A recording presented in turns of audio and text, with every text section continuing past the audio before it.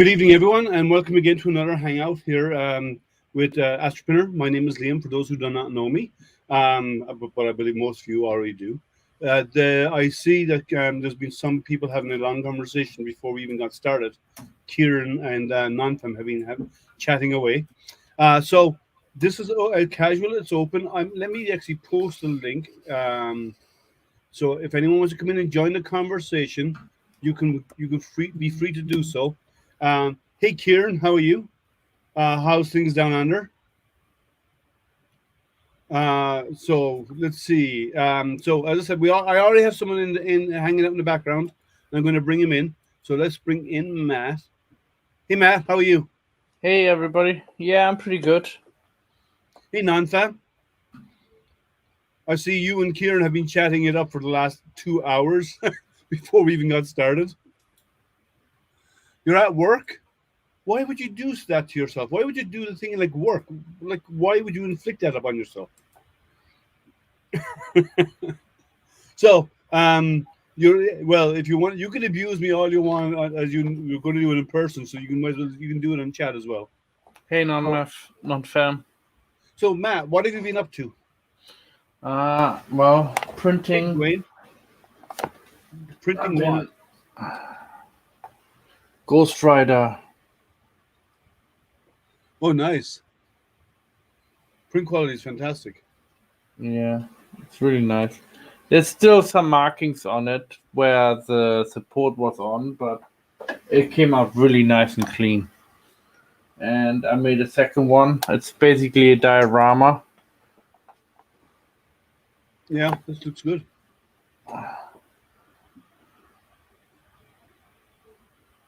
Sweet. Yeah, lighting doesn't do justice on my camera. Oh, I'm sure. So, I've been doing some stuff for Toys for Tots. As you know, I signed up for Toys for Tots with IC3D. I have material here, so I've been using my own material. They haven't sent me, IC3D haven't sent me their material yet.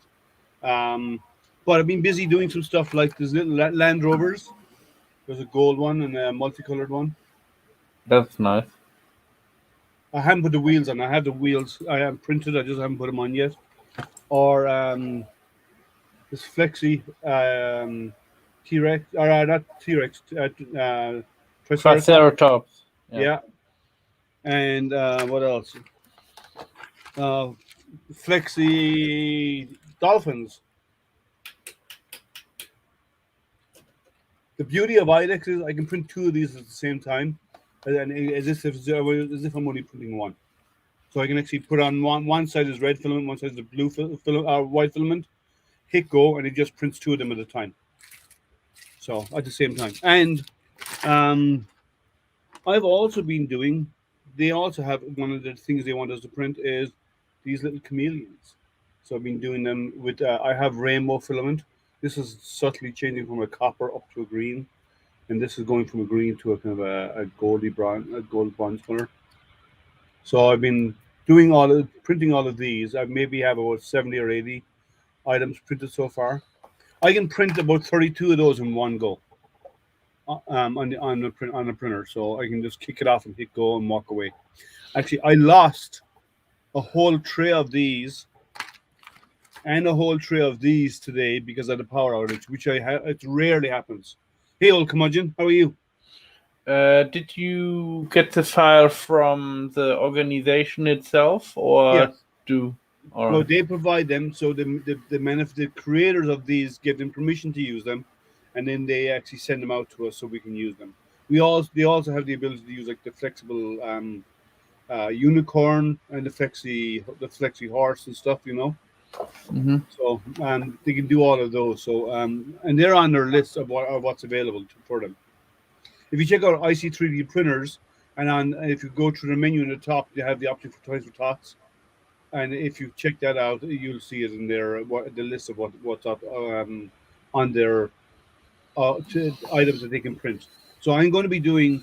So I have started off another tray of these because the ones I had last night failed today, and the ones I kicked off this morning. So I'm going to be kicking off another I had to do for the first time ever. I've had to. How high they are? Sorry. How high they are? Are they more than Oh, these are tiny. 2 centimeters probably? Probably two But centimeters. Yeah, 2.5. I forgot the word for it. I've been doing multiple parts, but one part at a time printing. What's it called again? Oh, Um, I'm trying to remember the name of it. oh gosh, I have it Sequential on my. printing. Yeah, yeah, yeah, yeah. Why not do that? Then if you get power loss, No, I don't. No, I'm doing IDEX. You can't do sequential when you're doing IDEX. So I'm doing it on uh, my IDEX printer. So basically, I have 16 on one side and 16, and then I do it in duplicate mode, so 16 on the other. And then what it does is the two heads print at the same time. So they print four across, and go on and print the next four, and they do first layers. You can't do that with sequential. You can't, and you can't fill the bed as much. You can't put 32 items on a bed with sequential printing. There's no way. But my first layers are fantastic. Look how smooth that is. Yeah? Matt's asleep. I think he's sleeping. no, I'm not sleeping. No, sorry, I was looking something at my computers. Yeah, no. I'm saying my first layers are fantastic. Oh, that's nice. And this one is not because it's on a textured bed, but it's still good. But the dolphins are that's on a textured bed. Was that? Yeah, they were. Some of these were done on textured beds, so they won't have a perfectly smooth full surface. Yeah, I've been printing also spare parts, Nice. fan ducts. Yeah, I'm going to Uh, do some upgrades to some of my printers in time. Um, I generally don't need UPSs. Like this is the first time we've had a power outage. I think it's the first time in about 2 years I've lost a print because of power. That's how like we do get power outages, and but they're not very common. It's the art for a while. So, um, the well, head clearance will be one. I'm all commotion about why you cannot do sequential because the parts are too close. You can't do it. You need not only it's more than just head clearance. Um, it's your Z, but also the space around each part to print. So you'd actually get a lot less. I'd get less concentration of items on the bed, and I want to print many for this program. So I don't mind losing a bed every now and again. It's a rarity it happens anyway. So yeah, battery packs for UPSs are expensive. I agree. Let me just bring this up here.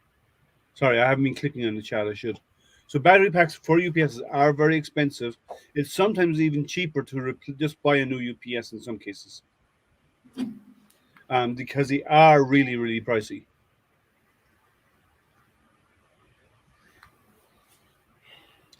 Well, and I have a server network at home, but it's only for my own stuff. But I've also designed IT infrastructure. Um, in one of my past lives, I used to design IT infrastructure, and every couple of years you have to switch out batteries. Every 2 years is what they recommend, and that comes really expensive real fast. And actually, if you look at it, it'd be cheaper to buy a new UPS almost every 2 years, depending on the size of the UPSs.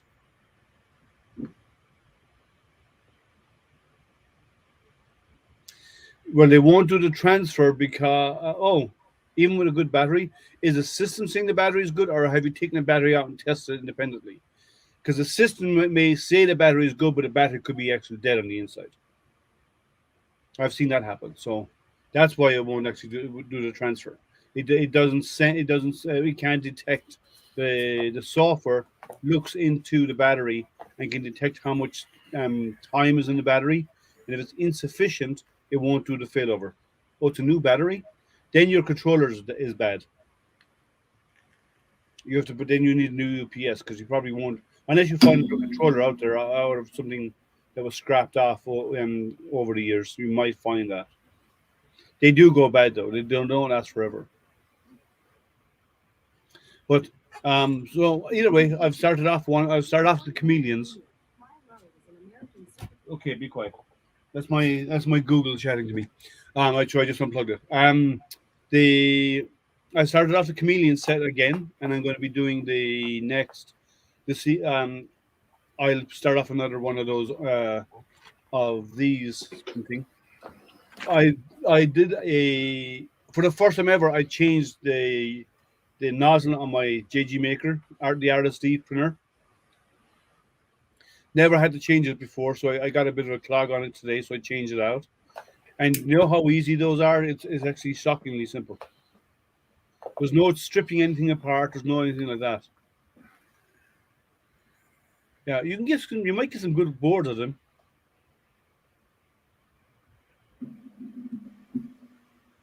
So if anyone hasn't seen, I don't know if I don't have any nozzles here with me. The RSD, to change the nozzle, when the hot end is hot, push a button, grab it with a pair of pliers, pull the nozzle out, get the new one, push it in, and you're done. That's it. That's the extent of changing the nozzle in that printer. As I did it for the first time today. Fantastic. Every printer should have a changeable nozzle like that.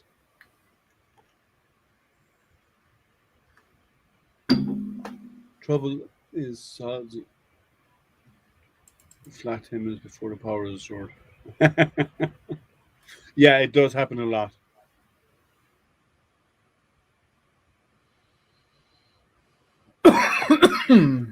Please don't joke on us. Not live on stream. So, guys, what have you guys? The link is I posted a link. Let me post. Yeah, come on in. Hey, Ultra Crafty, how are you?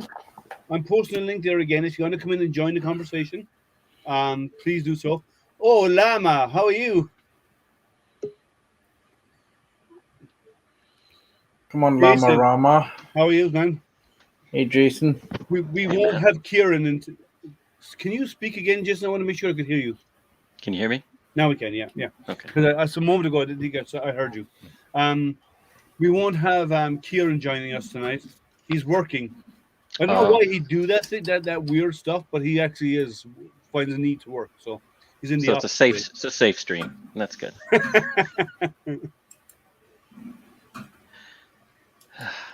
That's me, Llama, master of facts, killer of sarcasm and fun. That's correct. That's me. Could be worse. I've been called worse, much worse. Hey, I've been called worse on this stream, so by this guy down here. And Kieran, who's not on here right now. Is it safe? Maybe. Maybe for now. Just getting started. Yeah, he has to warm up first, you know. It's like a singer. You have to practice, you know, before you get ready to Right. we go on stage. Oh, school starts tomorrow. Oh, that's early. Yeah, my son's school doesn't start for another week. It's next week his school starts. I think they all pretty much all started here. Imagine if you can start the evening stream, that's okay because I have a stream this Saturday. I haven't published it yet, but I'll be putting out the notice tonight. I have a live unboxing coming up on Saturday. My CR10 Smart arrived yesterday. That was that I won about 4 months ago. So it turned up today or yesterday. So we're going to do a live unboxing and see how it goes. Marathon Man, the old original? Yeah. That phrase always, what phrase? Marathon Man with Arnold Schwarzenegger. That was a remake. No, that was Running Man. Yeah, Running Man. That's right. Yeah, Marathon Man was an older film. Let's see. What's a good movie, Running Man? Let's see. Oh, I don't remember, Kieran. Scary. Hey, Llama. You can still How are you? Imagine. It's okay. What's up? It's not safe anymore now that Llama's here. He goes the neighborhood. I love the name. Sarcastic Llama. No, not sarcastic. Reread it. Till he goes to eat and he comes back as stuffed llama. Reread it, dude. Reread It's what he not said. It's not sarcastic. It's Yes, it is. sarcasmic. I As don't. in I don't. orgasmic. I don't. It's I don't care. sarcasmic, is what he said. I don't care. That's how I read it. That's how I like it. I like it I sarcastic. like it like that. How about that for sarcasm? How about that, bitches? Ram out with his back scratcher. Oh God, I'm old and fat, and I gotta scratch my back. So what are you guys up to? Sweating. When? Well, I've been out all day, out in the heat. And it was almost 90 degrees here today. So I worked in the garage for about 2 hours, and I was just completely drenched. Came inside, took a shower, and fell asleep for about 3 hours. Yeah, no, I was outside in. I'm building a stand for someone. We have feedback somewhere. Oh, I think it's you, Tom. What? Is your You have YouTube YouTube on the feed background? still on? No, Because we're getting audio feedback. I don't know how. Okay. Yeah, maybe it's because your proximity to the speakers, maybe. It might be It Matt. usually He just filters muted. it out. Yeah, but I'm not hearing it, so if I'm not hearing it, no, it's we usually have. me. But no, I'm building a new stand. I'm building a stand for 2 new fish tanks. My wife likes tropical fish, so she got 2 new tanks. I've been out building a stand for 2 new tanks. Cool. What are you making them out of? Oh, pine. I'm making it out of pine wood. Okay. I'm making it myself. Like a cabinet or just a frame? It's going to be a frame with a top and a bottom shelf. Sergio. The big tank goes on top, and there's Sergio. How are you? And the bottom tank, there'll be a smaller tank on the bottom. So the top one is going to be 30 gallon, and the bottom one is a 20-gallon tank. Okay. That's cool. So yeah, it's just pine. It's all screwed together, but it's 4x2s or 2x4s, depending on who you want to ask. Depends on which way you're holding it. Depending on which you're holding, that's correct. And it's all screwed together, and it's sturdy. It just needs to take the weight, right? It's dead weight, so it's not going anywhere. So Right. That's good. You hope, as long as your fish don't get frisky. well, yeah. Well, we got lots of. Well, talking about getting frisky. We have a lot of small fish in our tanks. They're coming out. Wow. There's lots of them. Guppies do live births, so we get regularly. We come along. We see these little things moving around. there's new fish there. More fish. So the idea of these tanks is she's going to start rotating them. So at a different age, she'll actually move them around between the tanks. So the young will go into one tank. And when they get older, they'll get moved to a larger tank or something like that. So we'll actually keep a rotation of them. That's good. What do you do with them? I mean, do you just keep she's until she's they thinking of die? selling Or? them. She's thinking of actually marketing with some up because we have a lot of guppies and stuff. So, and they're prolific. So we won't be able to keep them in the tanks for long. Well, I worked a little bit on my rat rig today, and I still see the 2 same spare parts on the bed. Well, those 2. Let's see if I can do this. That thing and that thing. Those are bed arms for here and here. They don't need to be replaced. I just reprinted them because the ones that came with the printer, if you look up close to them, they're a little under extruded, but they're functional and they function. Mm-hmm. And so I'm replacing the bed heater because when I did a pre-order in February, they weren't offering bed heaters at that time. So I went to Kinovo directly and had them make, at that time was a custom one with the wiring offset and the thermistor offset with inspected out. So I had to wait for that to come in, and I've had it for a little while. So now that I'm doing these other little things, changing the hot end again, and I had to replace a couple idler pulleys where the bearings had failed, and one had seized and 2 were clicking. So got all those replaced, pulled the new belts around. I had frayed a belt when I had first put it together. So I replaced the belt, and that, that's like, I don't know, it should have been like an hour and a half worth of work. Took me all day. Wore me out. But even then, it's something that you enjoy doing. So no, it's good. It's good. Yeah. To like it. Yeah. I enjoy doing it. I just got to, pace myself and. Yeah. I don't enjoy doing it when it takes that long. No, it's not that it took that long. It's just for me, just getting over being sick and just trying to feel good, and just everything's just a lot harder than it was last month. Hey, Stephen. So, hey, Stephen. So that's good. As I said, I've been doing this stuff, and I'll be doing a lot more. Like once I get my second machine back up and running tonight. Mm-hmm. Given I need to do some laser work because I have a review to do, but once that's done, I'm going to start bringing on more online other machines to do more of this Toys for Tots stuff. Yeah, that's why I'm focusing on the rat rig, because I can get so many things going on that bed. Like I pulled off, I think I did like 25 or 26 chameleons over here on the CR6 with that green kind of silk filament thing, whatever. And then on the Prusa did like a whatever fit on the bed for what were they, the bee, the butterfly, whatever that little bug is. The bee, yeah. The bee. There's a bee, there's a penguin, and a penguin and the chameleon.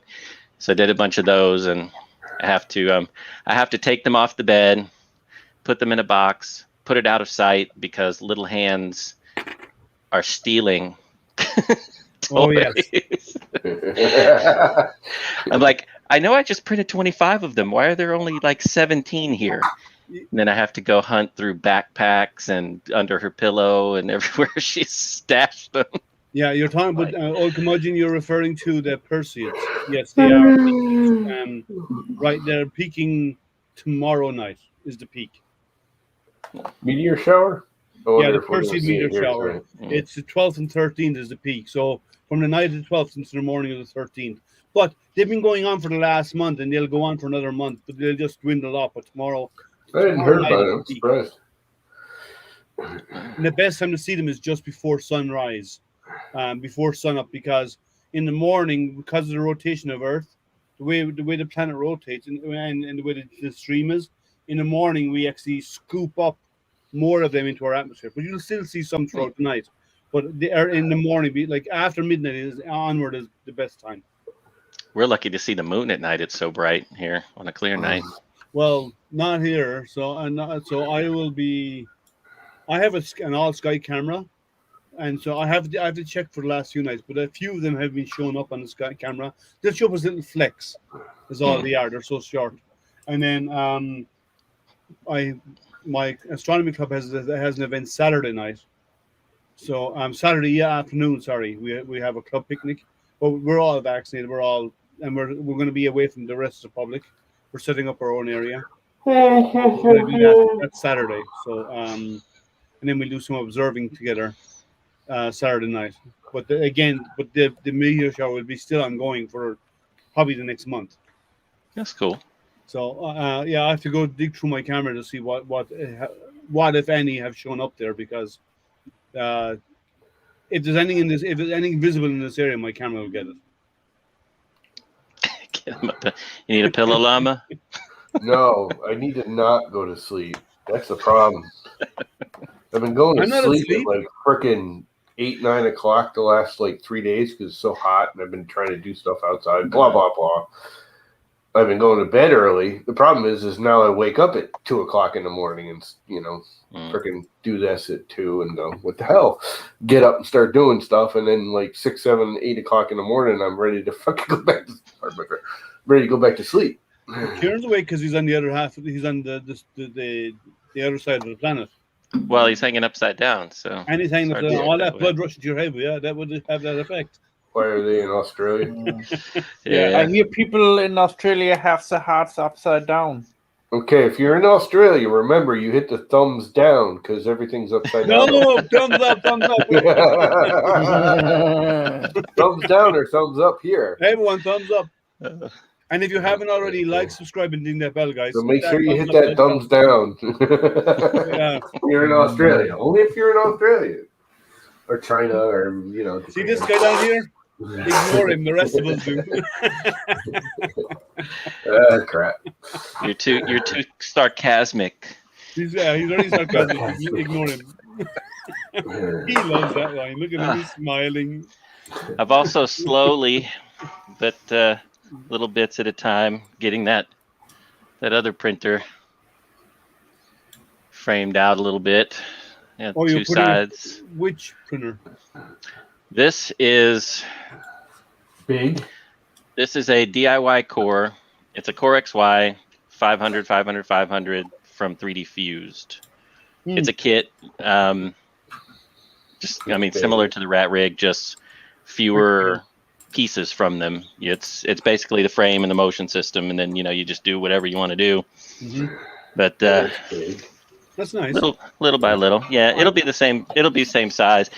Overall, it's got a little bit larger footprint than the Rat Rig, but the build volume's the same. It's really big. Yeah, I'm working with a company in one of the Chinese companies who are building. They're in the process of designing the core back in here. 600 cube. Oh wow! So I'm working with them, giving them input and so on. Mm-hmm. I'm hoping that my input will be deemed valuable enough that they'll actually consider sending me one as a thank you and get the word out about their product. Yeah. They're also getting ready to release an IDEX, which is coming to me next month. I'll be back. Bring the printer back in here. Now, I don't think it's a very big IDEX, but it's an IDEX. So I have that. They were going to go with a dual extruder. And I said, don't do that. Yeah, just go IDEX, said, if you're going to do it, do IDEX, because there's so much wasted material when you're doing dual extruders. And then IDEX solves the problem, and what you get out of it when you're doing dual color prints is way better. And they tested it. They agreed with me. Good. So I'm getting one of their printers. They've sent. Nice. They're going to be doing a Kickstarter, and that's okay because they're not a very big company, right? They're not a big company. They're big enough. I've interviewed one of their staff members who's no longer with the company anymore, but I've interviewed one on my channel, and but what they're doing is they've sent machines to the US. One is going to be going to New York for their marketing firm. Oh no! Knock the garbage can over. And then the other one is coming. What is he saying? he knocked the garbage can over, bringing in his tiny little printer. Yeah. And so the other one is coming my way. Tiny. I know Tronxy do a 600 cube, and I've tried to work with Tronxy, and they've been ignoring me. I've reached out, even outside the 600 cube, just to do evaluation on their machine and so on, and they're not answering. So if anybody has contact to Tronxy, and you want to put them in touch with me, please do so, because I'm more than happy to work with them. That's cool. Yeah, I don't know that a 600 by 600, like, there's nothing that I can think of or that I would want to do that would R2D2 be beneficial. Well, that all fits on the 500. A jumbo R2D2. Well, there's that. You know, I the Netless has an upgrade where you can. It's got a Z extension that takes it to 600, I think, in the Z, or 600 or 700 in the Z. I forget. You want to and watch like, that though, because you eventually, like, you can reach stability issues after a certain point. You know. Oh no, he's got it solved. He's got it. So I've seen it running, not in person, but it's.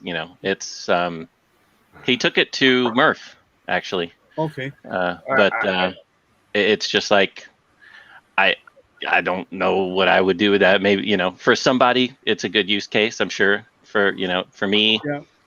Well, not yet. With the 600 by 600, like, there's nothing you can print. There's very few limits, right? Yeah. I'm done Well, with even at the 500 by 500, I mean, I haven't run into anything that I can't print in a whole piece that I want to print. Yeah. You know, I'm sure if you, I mean, I could blow anything up, right, and just say, here, this is 4,000%. It's never going to fit on a printer that, you know. I know. But their 600 by 600 has got a 14 millimeter bed thick. That's, well, you need it. Yeah, it would have to, because that span, it's going to sag. It's, you know, yeah. So he sent me a photograph of the calipers measuring it. 14 millimeter, 14.5 millimeter bed. Is it nice. That weighs more than my whole printer just by itself. Right. Probably. That's pretty chunky. Oh, by the way, I'm over the big funny printer comment, by the way. Look at this. I'm ready to go smaller. I'm going to start building smaller ones. Anything over 300 millimeters, I'm finding is a waste. For one, you're just wasting more energy heating beds, moving more crap around. You're losing accuracy in belt movements, and I mean, 300 is like, that's almost too big again. Well, I'm probably going to keep this because I can actually make this bigger. I can go up to like 450. I just never found a bed for it. So it's 300, but it'll do 450 cubed. I'm probably going to get rid of the Pumpkin King and just get something like an Ender or something and just start doing, because I got wear areas about that big in all of my beds now. Wow. Like the outer edges are, I use it once in a while, but most of my stuff is, 6-inch diameter or smaller. Yeah. I use small printers for that, but I do a lot of bulk stuff, like these, Jason, you're going to be using your rat rig for it. Mm-hmm. Yeah. These I knock out 32 of them at a time, right? And the same, and like this is all walls. There's no infill. 4 walls thick is what I've done with this, so it's rock solid, right? There's no infill at all, but it takes time. That's a specialized use case, and I'm just not doing that anymore. I did for a while. Wait, you did them, Liam? You did them 4 walls, no infill? No, 4 walls, no infill. Yeah. Okay. On it with a 0.4 nozzle. 0.4 nozzle. Okay. I could always up the nozzle and go with a 0.6 or a 0.8 and then do 2 walls. Right. It'd be way faster, but it'd be faster per layer, but you still have to push plastic, right? So you have to. Well, yeah. You don't want them to come out looking bad either. Yeah. So I'm doing 0.4. I might and then you don't want to have, even though you're doing wider walls, you still don't want the layers to be so thick, because if they're too high a layer, it looks shabby. Right. Yeah. So but like when I was doing the PPE stuff, when I was doing that, I was using a 0.8 nozzle and on PETG, and I was knocking them out because it wasn't about looking pretty, it was about something that was strong that would being work. Functional. Sure. And I was doing all PETG because you could put them into through the autoclave to sterilize them, right? I didn't know PLA. I did all PETG. Nice. So but there I didn't care about layer lines as long as it was comfortable to wear, and they were light and it did their job. But in this case, I'm not going to do that.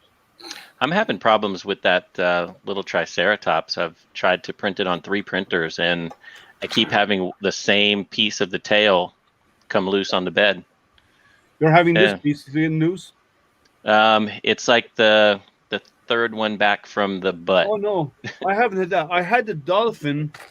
When I was doing the dolphin, I had this piece, and I found that I had a low area in my bed, which is the part for the tail. I had a low area in the glass. Not the glass wasn't perfectly flat. So I solved it by, in that one area, give it a quick swipe of glue, just that one spot, and that solves it.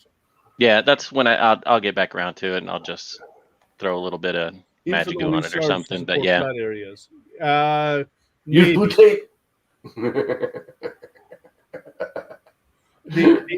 Know who the idiot was flying this. I do know who the idiot was. Small that was flying that drone. Who what happened, Mike? Is there do you want something out of it, or is there an issue or what? Let me know.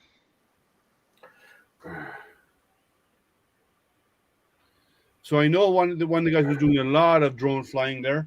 He was the only one doing any drone flying there, wasn't he? I'm not sure. I wasn't there, so I'm not sure. But I do know because we've watched his footage here many times.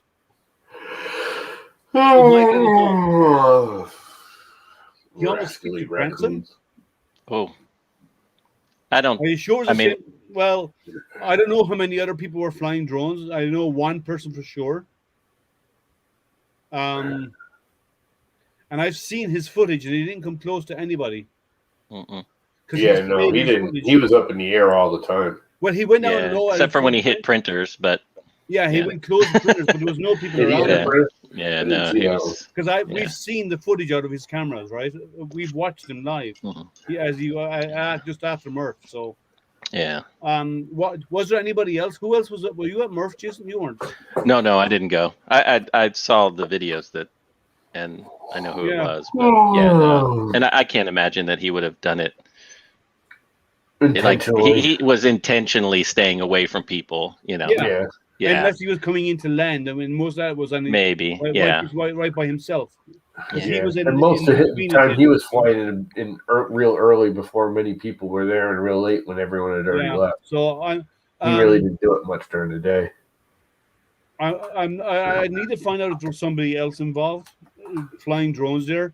There may have been. I only know of one because he does frequent here with us. Yeah. Hey Thomas, how are you? The link is up there. The link is in chat. Let me post it again if anyone wants to come in. You want to come in and chat? The link is there. I can have 2 more people in here to chat if you want to. So I as I said, I'm going to get another one, but I need to get more testing done on that small laser from SaintSmart because actually I'm going to engrave my logo on this wallet on leather. I haven't tried it on leather yet, so I'm going to try it on leather. And I'm going to burn the Astrotuner logo here. See how it turns out. Should be fine. Should come out really well. I'm guessing once I tweak the settings and I'll start out really light and see how it looks, and then maybe up the power a bit. Just finished today's. Okay, let's see. Just finished today's Fenrir work session. Almost done with the first hot end assembly. Nice. I can't wait to see the final. I think we're all doing good. Matt's half asleep. Yeah, I'm half asleep. Jason's half I think I have to go soon. Better than the other way around. Oh yeah, Big Mike wants to see a close-up of your color lithos. So let me make you full screen, Matt, first of all, so it's easier. Here's one. Yeah, bring it up closer to the screen, if you don't mind.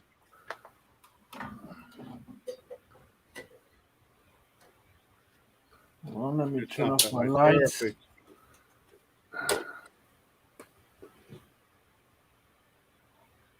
That's fantastic.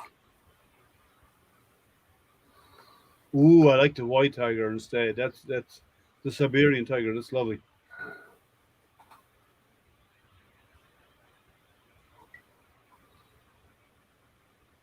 That's fun. There. Give others. Yep. Colors. Does he have others? He's like the lithophane. That king. one. Yeah, the Kingfisher is fantastic. Yeah. Fan Design, how are you? The link is there in chat if you want to come join and join in the conversation. You're welcome. Yeah, those are beautiful. I'm not a big. Thank you guys. Sorry. Thank you guys. No, I'm saying thank you to the public. Yeah. Well, I'm not a big little guy. I've done some, but like 4 days for one image or 5 or so, depending on the image. Like that's a lot. It's a lot of work to get, but the outcome is fantastic. Yeah. I have a big one, really big one that took like 7 days. Wow. Oh wow. I do not have the patience.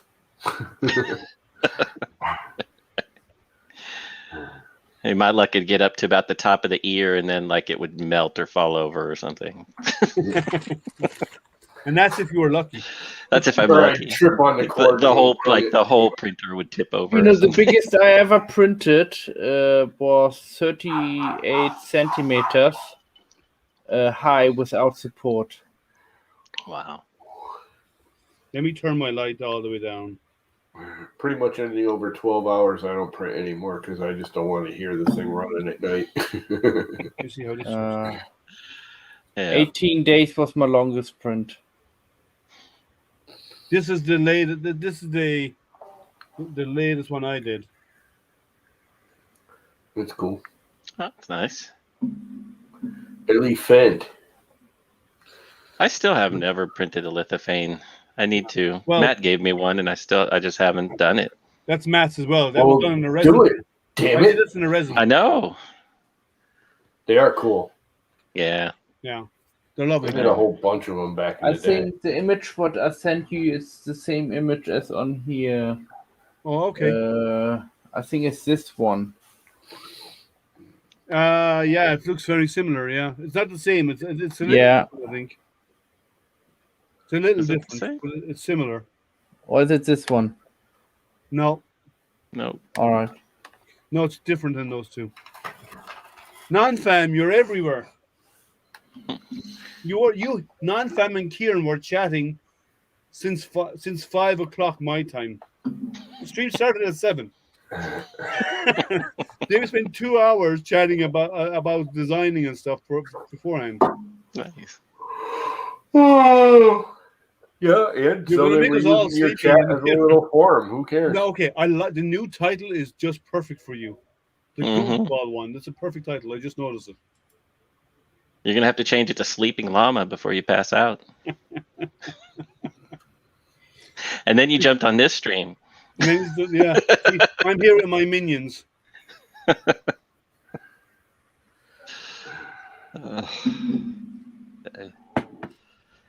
Yeah, That's I what don't. do. I don't even run. Like the loudest printer I have is that Prusa. Is that Mark III, whichever way it is. That way. See, there's There it the is. problem. You're not It's sad. You're not they're even their- fans. It's not even how loud the actual printers are. I mean, both of these are not quiet, but they're far from loud. Mhm. It's every time like the spool jerks when it pulls. Mhm. That's what gets me because I'm like, what's wrong? What happened? And that's because God, the it's in your spool room. just, every once in a while the spools like jump because it tensions up and then it lets go and it jumps. Yeah. And that's when it and I can't do it anymore.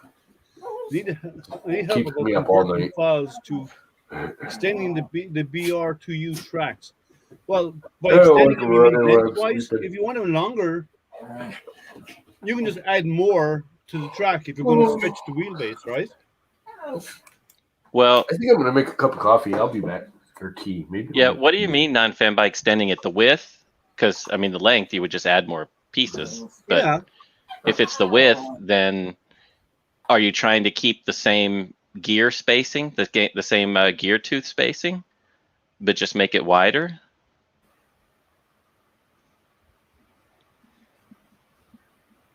See what he says. But yeah, there's a lot we can do. 40 he got.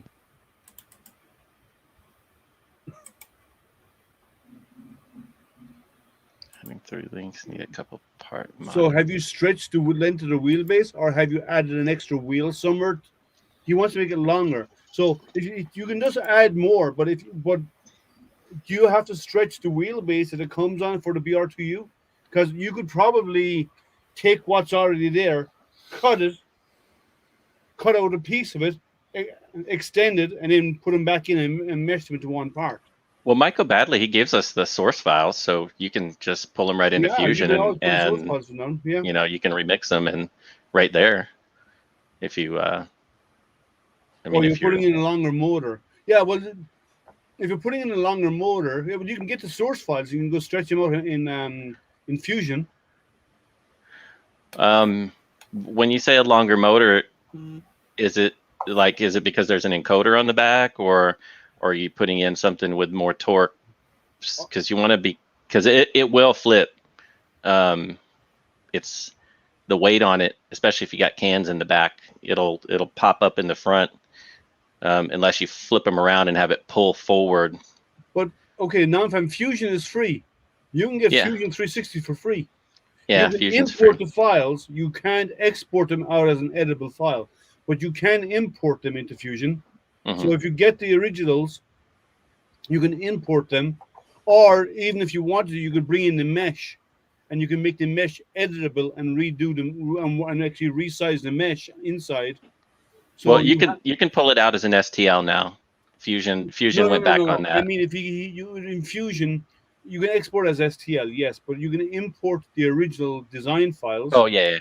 Because Michael does them all his on in Fusion, or if you want, and if you or you could bring in the STL files into Fusion, and you can convert them in the Fusion into surfaces where you can edit the surfaces and make changes to it, and then export it out as a new STL.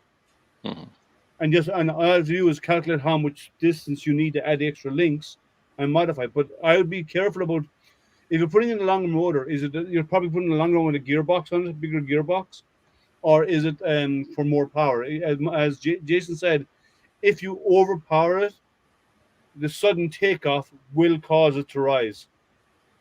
Going with a 540 motor and 55 millimeter on the rear to. Okay. You might just be able to get away with giving yourself enough space or making your own motor mount. So, because it's kind of modular, right?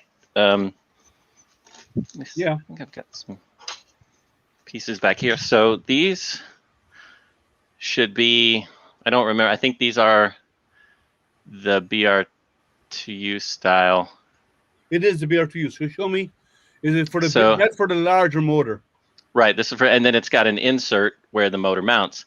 Well, if you you don't have an insert for the larger motor. For the 37D, you just have the bracket where you put on your cog in the end. If you have the smaller motor, which uses the smaller battery, that has an insert that you put the motor into, and it slides into that spot. The little Okay. Yep. But you could. I mean, that's a lot. That's going to be a long motor. Okay, so there was 3 other people who were flying at Murph. At least I guess 3 I'd others. have to see. I guess I'd have to see it. I don't know. It doesn't. Yeah, that's the part he stretched out. Okay, so you stretch this one out, and then you need a way to mount the motor. At that point, to keep the gear piece meshing with the wheel. Well, what you do is with the motor mount, what I would do in that case is I would take it as it is right now, the whole front end, and I would just take the back part and stretch this out and leave this one where the motor mounts the same. That way, then you're not affecting the motor interchange and meshing with the gears. That stays stagnant, and you stretch the other part. That's probably the easiest way of doing it. Would you agree? That or just you could that or just stretch it from the center out. No, but if you stretch it from the center, that way the ends don't move. Yeah, but if you know what I stretch mean? it from the center out, your problem is your alignment for your the side panels, the rods, and the sides, and also your linear rails that pass through it to support it will be all misaligned. So what you do is you go from behind that and stretch out one part of it, the back of it, and then leave everything else, the other part where the motor is the same. That way, then you're not affecting it. Yeah, just from maybe here back. From there back, from where that joins the flat plate, you get that and you stretch that part out. Then that's all I would do. Because okay, I will change the plate because the output shaft is now centered. All right, guys, I have to go. My dogs are wanting to go out. Okay. All right, man. I'll be back. I'll be back. See you in a while. Yeah. I stretched the back just in front of the hole for the side cover plate. Okay, and that's what Liam was saying, I think. Yeah. As long as your motor alignment doesn't change, you should be good.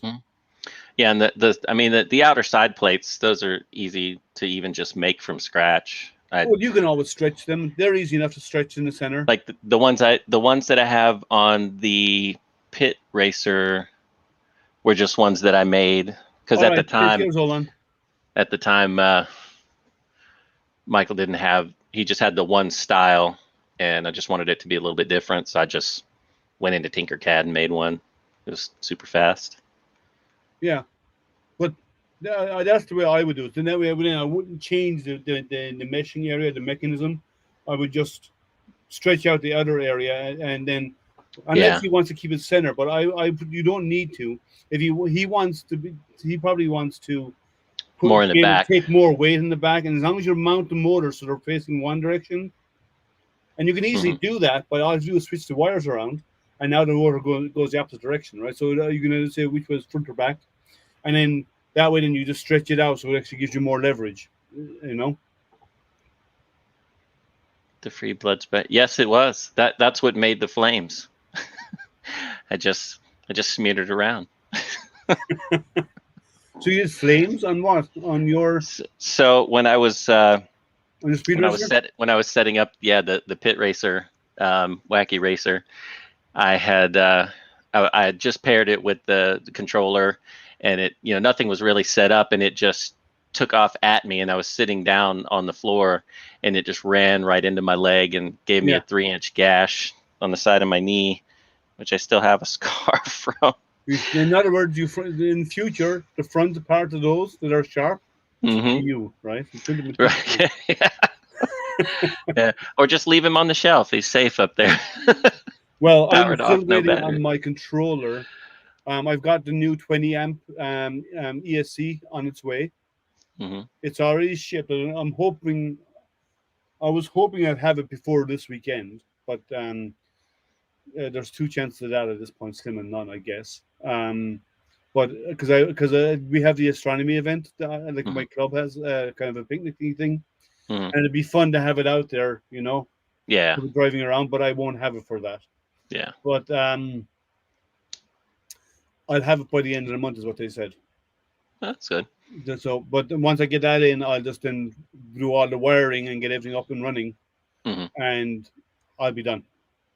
So I'm using the what are they called? Those quick connectors. What are they called? The lever nuts. Oh, okay. I know what you're talking about. That way, then it's easy. You can just plug stuff into it, just clamp it, and you're done. Yeah. So Kieran is saying he went over to it, and he has no problems with the 20 amp ESC. So I'm just waiting on mine to arrive. Like I haven't had any problems with the 5 amps, but I think. But you used it, didn't you? No. So they have it's a dual output 5 amp. The motors, the smaller Pololu motors have a stall current of like just over 5. So unless I'm running it uphill or get it stuck into something, it's never gonna. You're using the small motors on it. Well, for Eggbot, for BR2U, it has the 35Ds, and it's got a single speed controller with dual output, and it's 5 amp, and it works just fine. The stall current on that's a little higher. It's probably closer to 6, but I don't get anywhere near running it to stall and overheating the controller. So I wasn't even running it to stall. I was only running mine for a few minutes. Yeah, a lot of people had tons of problems with them. It got so hot you couldn't touch the ESC. Yeah, I know a lot of people had problems with them. Of them, and they were all bad. They're all having the same issue. Now I might do the I may at some point do an Eggbot.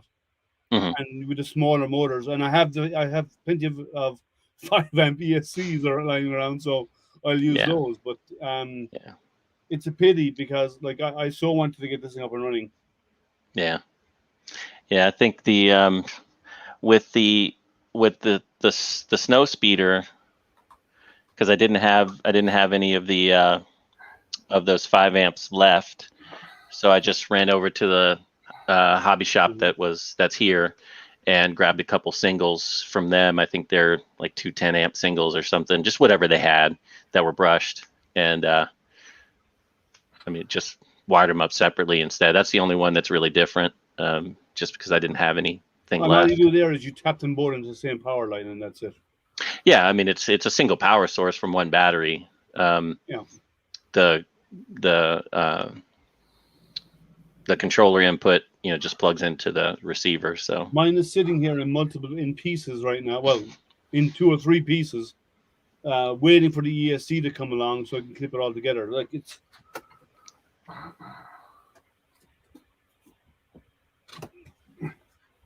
waiting. Yep. With those waiting. Yep, just waiting. And it's waiting. Yep. And it all works as long as I don't run it more than 30 seconds. It's fine. Mm-hmm. Yeah, when I took mine apart to paint the can holder, when I put it back together, I must have moved the motors because they don't drop the can down low enough. There's like just a little bit, maybe a little bit more, maybe not quite, maybe 3/16 of an inch that the lid won't close on them. So I got to go back and readjust that. Mine was having a different effect. It would go down, and it would keep trying to go down. Mm-hmm. And when you open it up, it keeps trying to go up. You can hear the motor trying. Well, you gotta center the motor. I did. And then you've got to adjust it. You don't have to. It really just depends on how you've mounted the arm, the can lift arm, and where you're starting from versus where I put it on the gear. Right, could be a tooth off or 2 teeth off difference. But you can do it from within the controller itself, and you can set. Oh yeah, you set a percentage, right. of distance. Right. Yeah, I will be doing that once I get this. Yeah. I just wanted to get it working in the first place, and I could, and it's failing. Yeah. So I will do it on the hand controller. I will drop it to something like I'm saying 90% on each direction will give me the range I need, right? Right. Well, you just have to play with it. It could be 60%, could be 90%. That was for the lid. It was doing that. Oh no, the lid works fine. It's the 2 arms that actually lift the can. So they lift the can, but when they bring it back down where they stop, it hits the physical stop. So it worked fine when I tested it, but when I took it back apart to paint it and put it back together, I must have moved something. See, yeah, that's easy. Just undo the screws, drop it all the way down, and screw it on again. You're done. Well, it's not that easy to get to. You still kind of have to pull the can assembly up and out a little bit, but I'll play with it. It's not like, it's not like I'm out racing it around or showing it off or anything, but I still need to take the robot back off and hit it with a little clear coat too. So I'll get back to it eventually. Well, I'm going to print a sign for mine, and I'm going to call it, I'm either going to call it the Beer Bot or R2 Beer 2. And I'm going to put a logo on it, calling it R2 Beer 2. I think that's a good name for it. There you go. Yeah. So you could even take those side greebles and kind of redo them. Yeah, because I like them because what I did is I painted them black, and then I went over with a silver, so they look metallic. Oh, that's cool. Yeah, look here.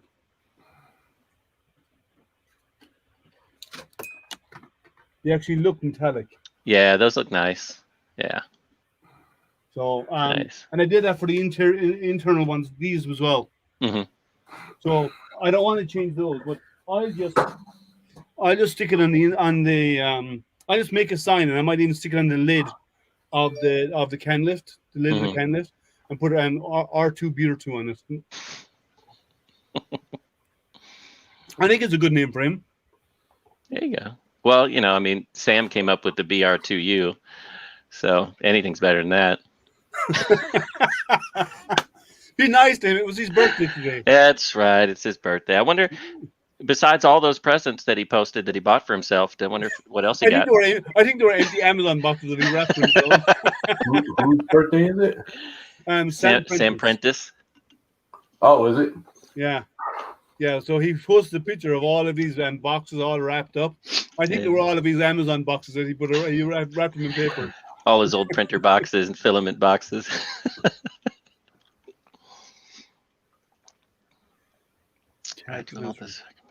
Yeah, I'm going to do more small bots. I will be doing a big. I do want to do a full size R2 at some point, but that's a huge project. Yeah. And I don't have the printer. I can slice it up and do it that way, but you get more stability if you print it as one part. Yeah. So I eventually will get to the point when I have a big enough printer to do it in one piece, and I will do it at that point. I'll start out with a basic, just moving and driving. One thing I want to do now, I don't remember who it was. Somebody on here posted a video of a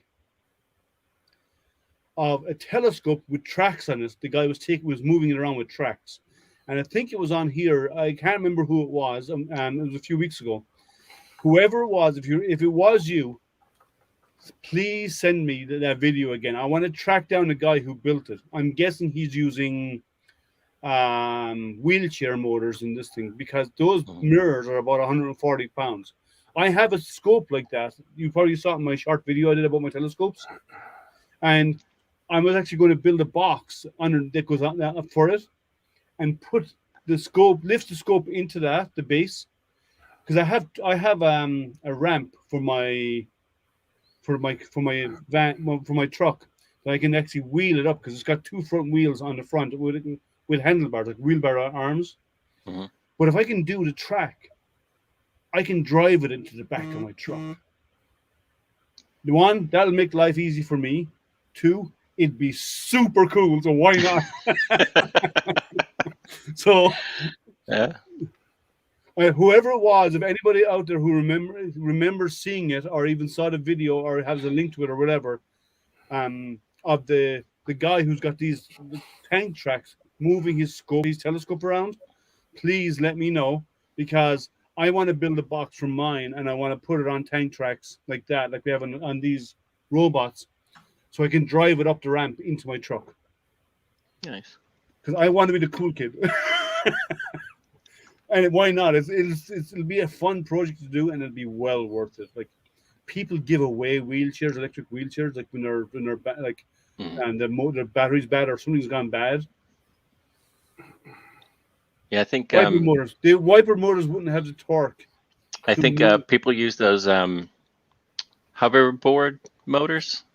I know people use those for some of their heavier droids too, and probably some other bigger motors too. I don't know for sure, but I know those were. The reason I was thinking of a wheelchair is that they run on 12 volts, right?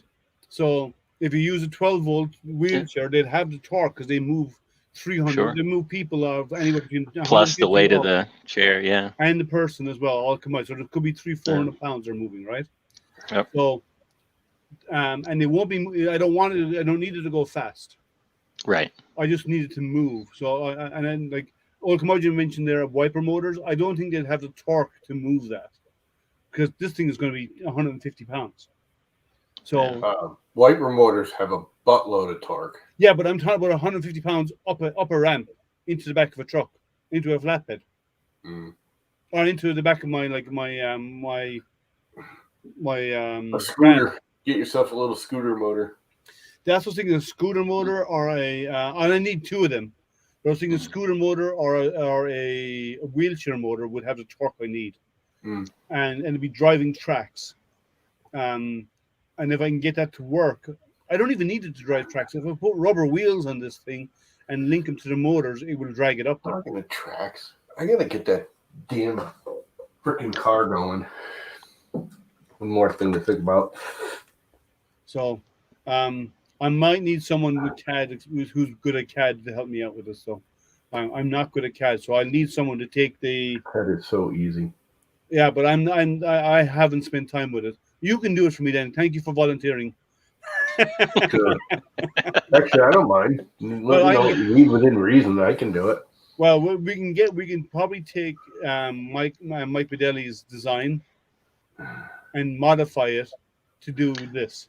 Well, he's got other projects that he's done. You might want to reach out to Sam, because Sam has done other projects with Michael that have larger track systems. Yeah, but not only that, I don't know if they were specific and could only have ever be used or something on that project that they did, or if he can share them with you. But he's got larger stuff already done. He's done the LTO, which is like an R2D2 with tracks, but the wheels are in the shape of a triangle because he's got a third wheel, right?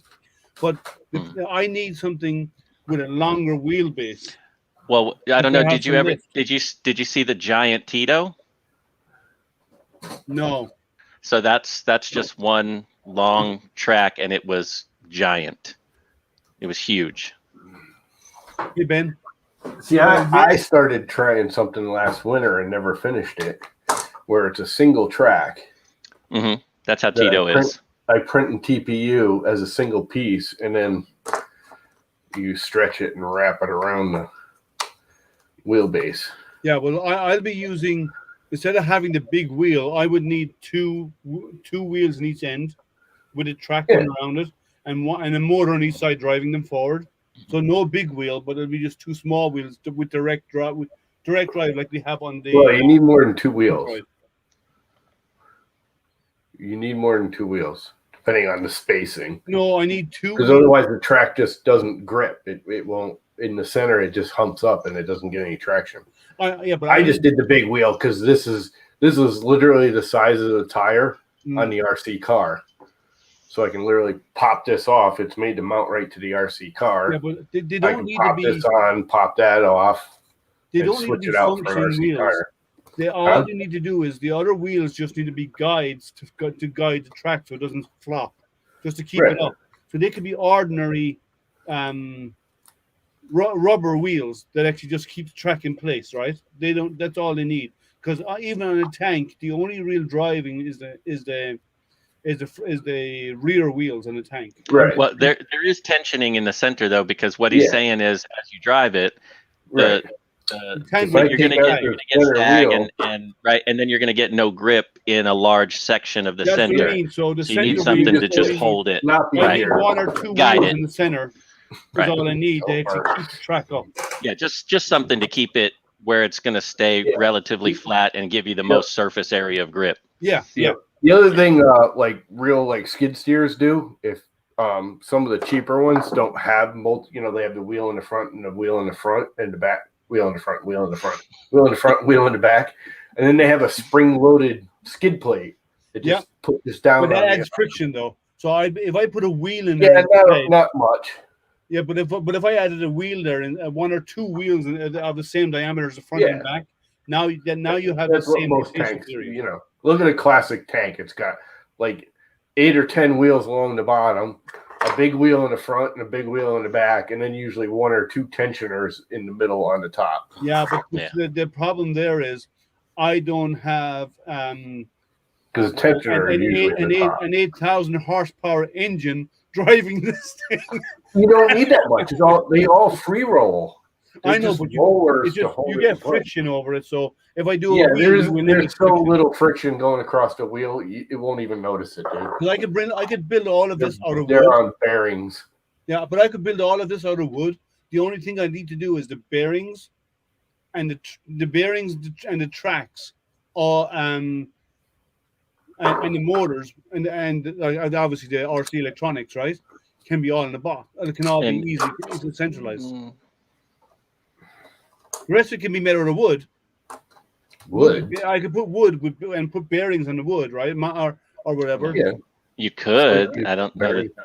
Why would you build it out? What are you building out of wood? I was going to build. I have a big telescope, a really heavy telescope, and I was. I see. And you want to be able to move it around on a tent, so I could then drive it up into the back of my truck. Got you.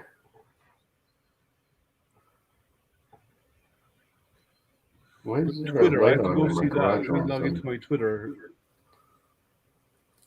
Not that one, because I want to keep the page. 1 second.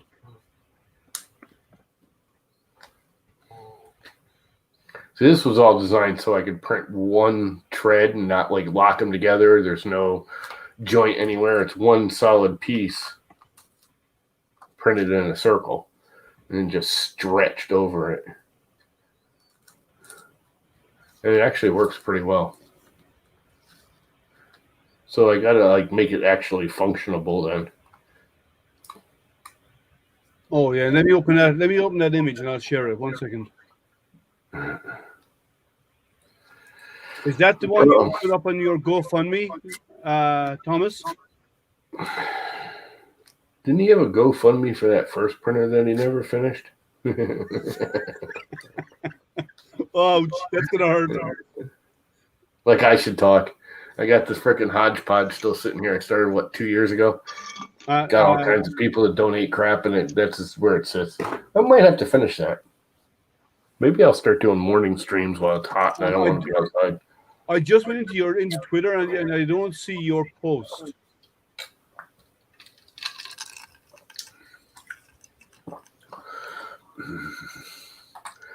That's because nobody likes you, Liam. See, I can always rely on Llama to be there to back me. Yep, that would be me. Dude, that looks like a Creality hunting. What are you doing?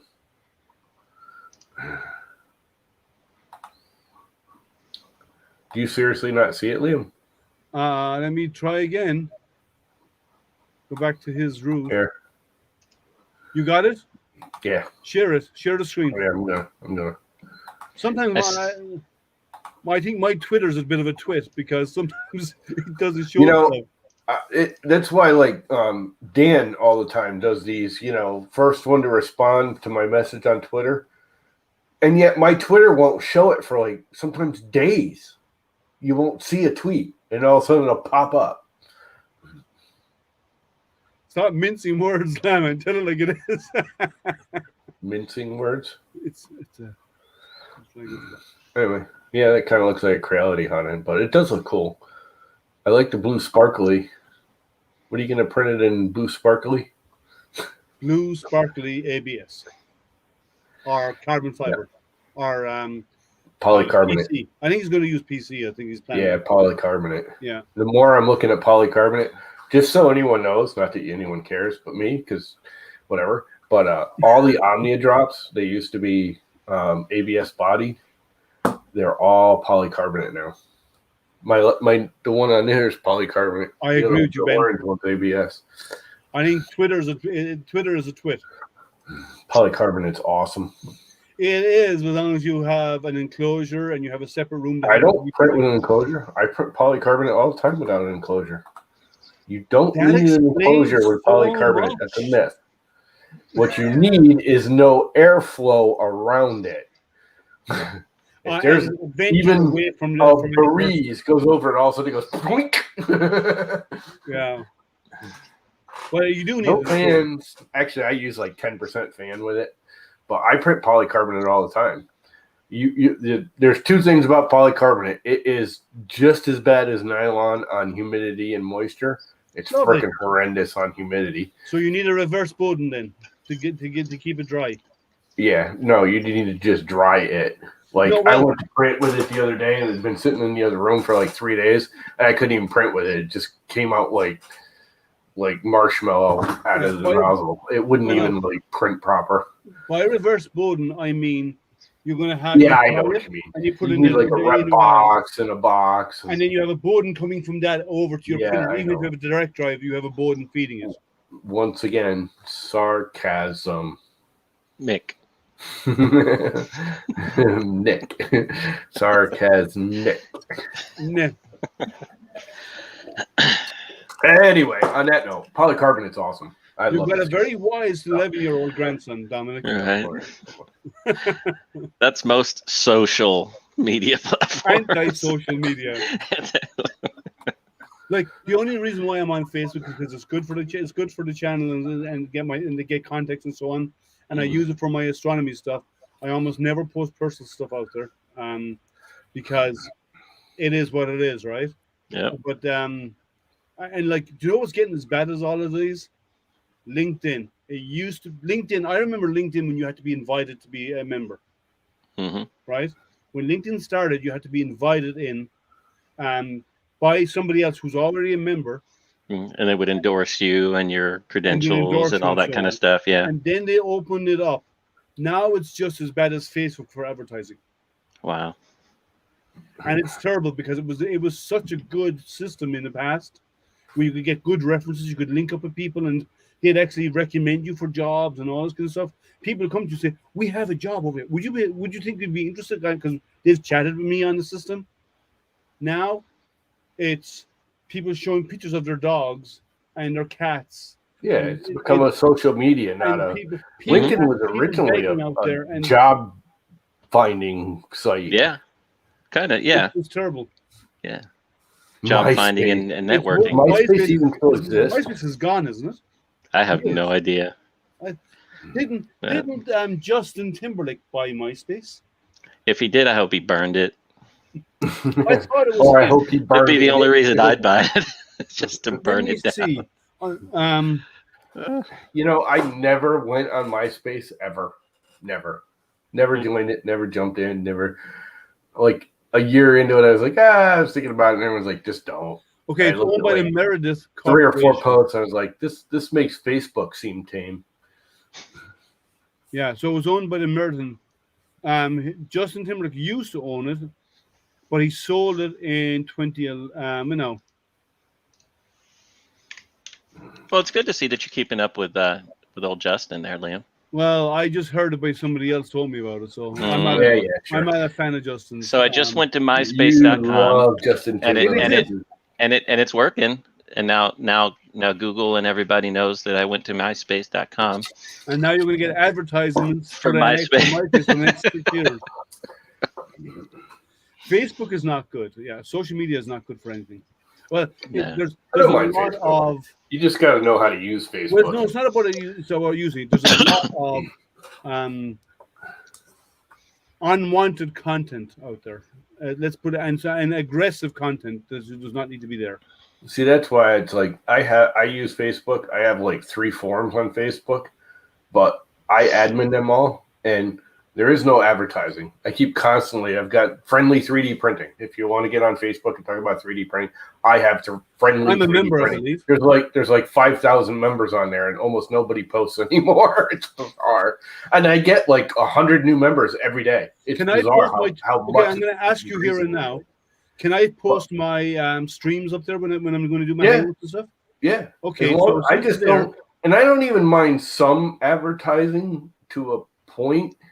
Like I'm almost thinking somebody wrote me and they're modding like returns. They're kind of doing like what's that company that takes the reality returns? Comgrow, yeah. They're similar to that, but I think it's a guy just starting. And he's like, "Can I post these there?" And I haven't responded. He asked it like 2 days ago. But one, I almost want to let him for the simple fact that he just asked. You know what I mean? Most of them just start posting stuff, and I go, block, delete. You know, he actually emailed me and said, "Dude, do you mind if I post this? I know you don't like sales, blah, blah, blah, blah, blah. It's just, I'm a little dude, and I'm, trying to, he's buying them on Amazon for like $50. Like, he puts a new motor in it or whatever, and he fixes it up, and then he's going to resell them for $100. Great, I'm all for that, but it's still kind of one of those. I said no advertising, so I don't really want to let them do it. Hey, you better go in and approve my membership now. I'm waiting. Weren't you already a member? I thought you were already a member. I thought it was, but apparently it wasn't, so I am now. Maybe I booted you because you're a weirdo. I'm not weird. I'm just. I'm not weird. Yeah. I didn't even read your comment. I should have read it because it's usually something funny. Oh well, when you did when you said what it is, what's the group about? I said 3D printing, baby. Yeah, dude, you would not believe. I'm gonna start. I keep thinking I'm gonna do it. I'm gonna start like taking a screenshot of some of the responses because some of it. I mean, most people realize that it's just to make sure you're not some idiot, spammer. And some of the responses are just fantastic. I mean, some of the crap these people come up with to just say, 3D printing, and they're like, it's all about injection plastic into a heated nozzle and spitting it out onto your bed to make this cool Pikachu, And these people go into these paragraph descriptions that are just hilarious sometimes. Oh, so guys, join his group, okay? So it's friendly 3D printing, and also look out for. I have 2 groups out there: 3D printing help desk and 3D printing addicts. And 3D printing addicts is basically if you got more than 1 printer, you qualify. Well, do they have to be working? In your case, we'll make an exception, right? And even in John's case, I'll make a very special exception because he's got lots of printers and none of them print. Yeah, I only got 2 that work, but no, I've I got got 1, 2, 3. Oh, 1, 2, 3, 4, 5. You got 5, right? Or is there more off camera we can't see? Oh, 1, 2, 3, 4, 5. The one I'm building on the floor. Well, that's not work. There's 2 in a box in the garage that I'll probably never open. Send them to me. Give away. What are they? What are they? One is a CR10 something, and the other one is I have no idea. If you want to do a giveaway, giveaway, that orange one, the Prusa, that sat in a box in the garage for like 7 months. How could you leave a Prusa in the box for 7 months? That's just so sacrilege. Okay. So here's how I got it.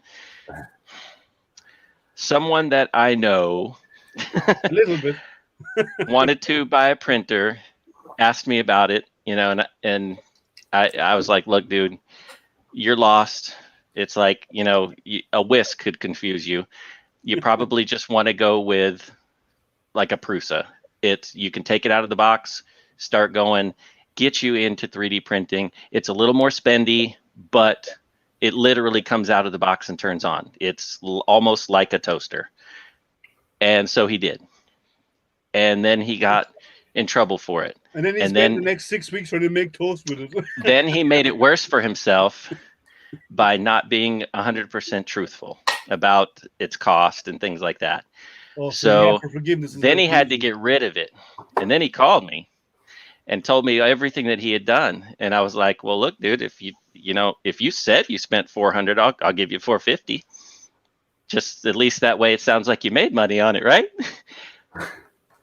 $450 for a Mark III. Nice. Yes. I didn't need it. I didn't want it. But as I started to take more things apart and get rid of other printers like the S5 and the Ender 5 Plus, and I was like, oh, that'll fit right here. I just took it out of the box and there it is. Well, you said you were thinking about giving away some of the ones that you have. If you want to, you can do them on my streams anytime you want to, in your name. So I'll either sell them pretty cheaply, or depends on like what I've done to them, if I have some kind of investment in it or whatever. Yeah. Or I'll give them to folks that are disabled vets that I know. Good idea. And yeah, that's a good idea. It helps them a lot. I've either sold or given away a few printers to some folks that or got them into 3D printing, and they who could you be talking about? I wonder. It's not me. I know for sure. I don't have an S6SE. Yeah, no. It I've had a couple people's spouses, as I visited people or whatever, say to me like, hey, this is a really great thing you got him into. It's like it consumes my life and my house is a wreck, but it's like it keeps him calm, it keeps him focused, and So look at prints cool, pretty things. Mm-hmm. Printing new in Milan. You've seen him on the chat on here before, yeah? Sure, yeah. He loves his printer, and he's a vet, and he's a disabled vet, and he loves his printer. Yeah. So it does help people with concentration and so on, because they can focus on something. There's something to put their energy into. Yeah. That's how I got into it. Is just I'm also a disabled vet, but as time went on and physically I could do less and less. So you can't run, you can't mountain bike now, you can't do this. Okay, what am I? I'm not gonna knit. Thought I'd give this a try. We should do a stream about you knitting. You're not gonna knit? Why not, man? Knitting's awesome. because I can't figure out the purl too. I can knit one, but I can't purl two. Whatever the hell that is, sure. I can crochet and macrame though. But I don't know that. Well, even if macrame came back, I'm not going to do it. I'm going to admit something here that I would never admit anywhere else. My mom taught me how to knit. Mm-hmm. Yeah, so I learned how to knit because my mom. That's how I learned to crochet. helping their mom. First, you start out with helping them doing stuff, like when they're done rolling up the ball of wool and stuff, and eventually you start, how does it work? And you watch how it's done, and they say, you try it, and eventually you're doing it. Knitting became a big thing in the 70s. I can't remember who it was, but there was a famous football player that used to knit, and like big like linebacker, freaking monster dude. I can't remember his name. Big black guy. But he always used to like, they'd go and do the interviews like before the game, like, how you feeling? They'd be sitting there with his helmet next to him on the bench, knitting. It's probably it became a big deal that guys can knit. And he's always, he was always knitting. I can't remember his name. Somebody old like me should remember his name. But he was always knitting. Like, they do interviews getting on an airplane or something. He'd be there knitting. He was always knitting. Big, huge dude, too. What are you going to do? What are you going to do? Tease him about it? Yeah, he's a linebacker. He'd nail you. People did, and he just joked right along with him. It's like, yeah, I know it's not normal, but you know what? It's calming, it's relaxing, and when it's all said and done, I made a freaking hat or a pair of mittens, or I'm doing something useful. Because that was his big thing, is he actually started doing it when he was like on the airplanes and stuff, going back and forth to football games, because it was something to do besides sit there and do this. Or all his buddies would be drinking beer on the plane, and he was like a non-drinker type guy, so he'd just sit there and knit or whatever. I can't remember his name. Somebody old like me should remember who the hell it was. Okay, but Rosie Greer, was that it? Well, no, one of the British swimmers was actually doing it in the stands. Rosie Greer. But a lot of people, you'd be amazed, like it's small things that help us stay sane, right? And it's something that's repetitive, something that we can do. Eventually, you get to the point where you don't even think about it; you just do it, right? And knitting is one of those things. When you, as an example, when you get to a point that you're so good at it, you don't even look; you're just sitting there chatting away, and you're doing it. But it's a distraction, and a lot of people have said the same about 3D printing. I've gotten a few people into 3D printing, and I started off with my wife's cousin, her husband wants to get into my wife's cousin wants to get into doing 3D printing. She wants to print flower pots, but she's big into doing stuff for gardens and stuff, right? And then her husband got and started using the printer a little bit. They've now to have two printers because she can't use hers when he's using it.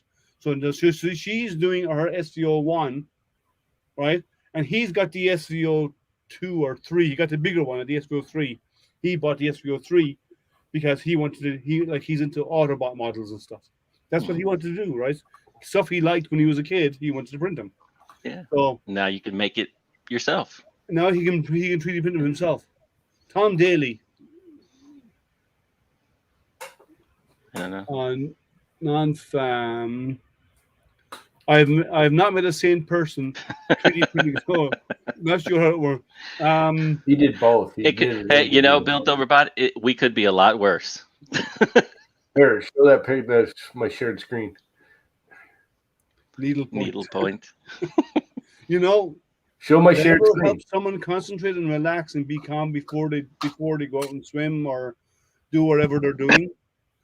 Like if Dwayne Johnson sat down beside you and back when he was wrestling and before he got in, he was competing and started knitting, would you argue with him? No. Dude, show my screen. Oh, there. The dude's like 6'6", like 300 pounds. That's funny. He's good at it too, though. Yeah, no, he was really good at it. He did needlepoint and knitting. This is like his store now. This is like now. He's got like a store that he sells needlepoint. Oh wow! From what I understand, that's good. I mean, he's old because he was late 70s, early 80s. I think he was a football player.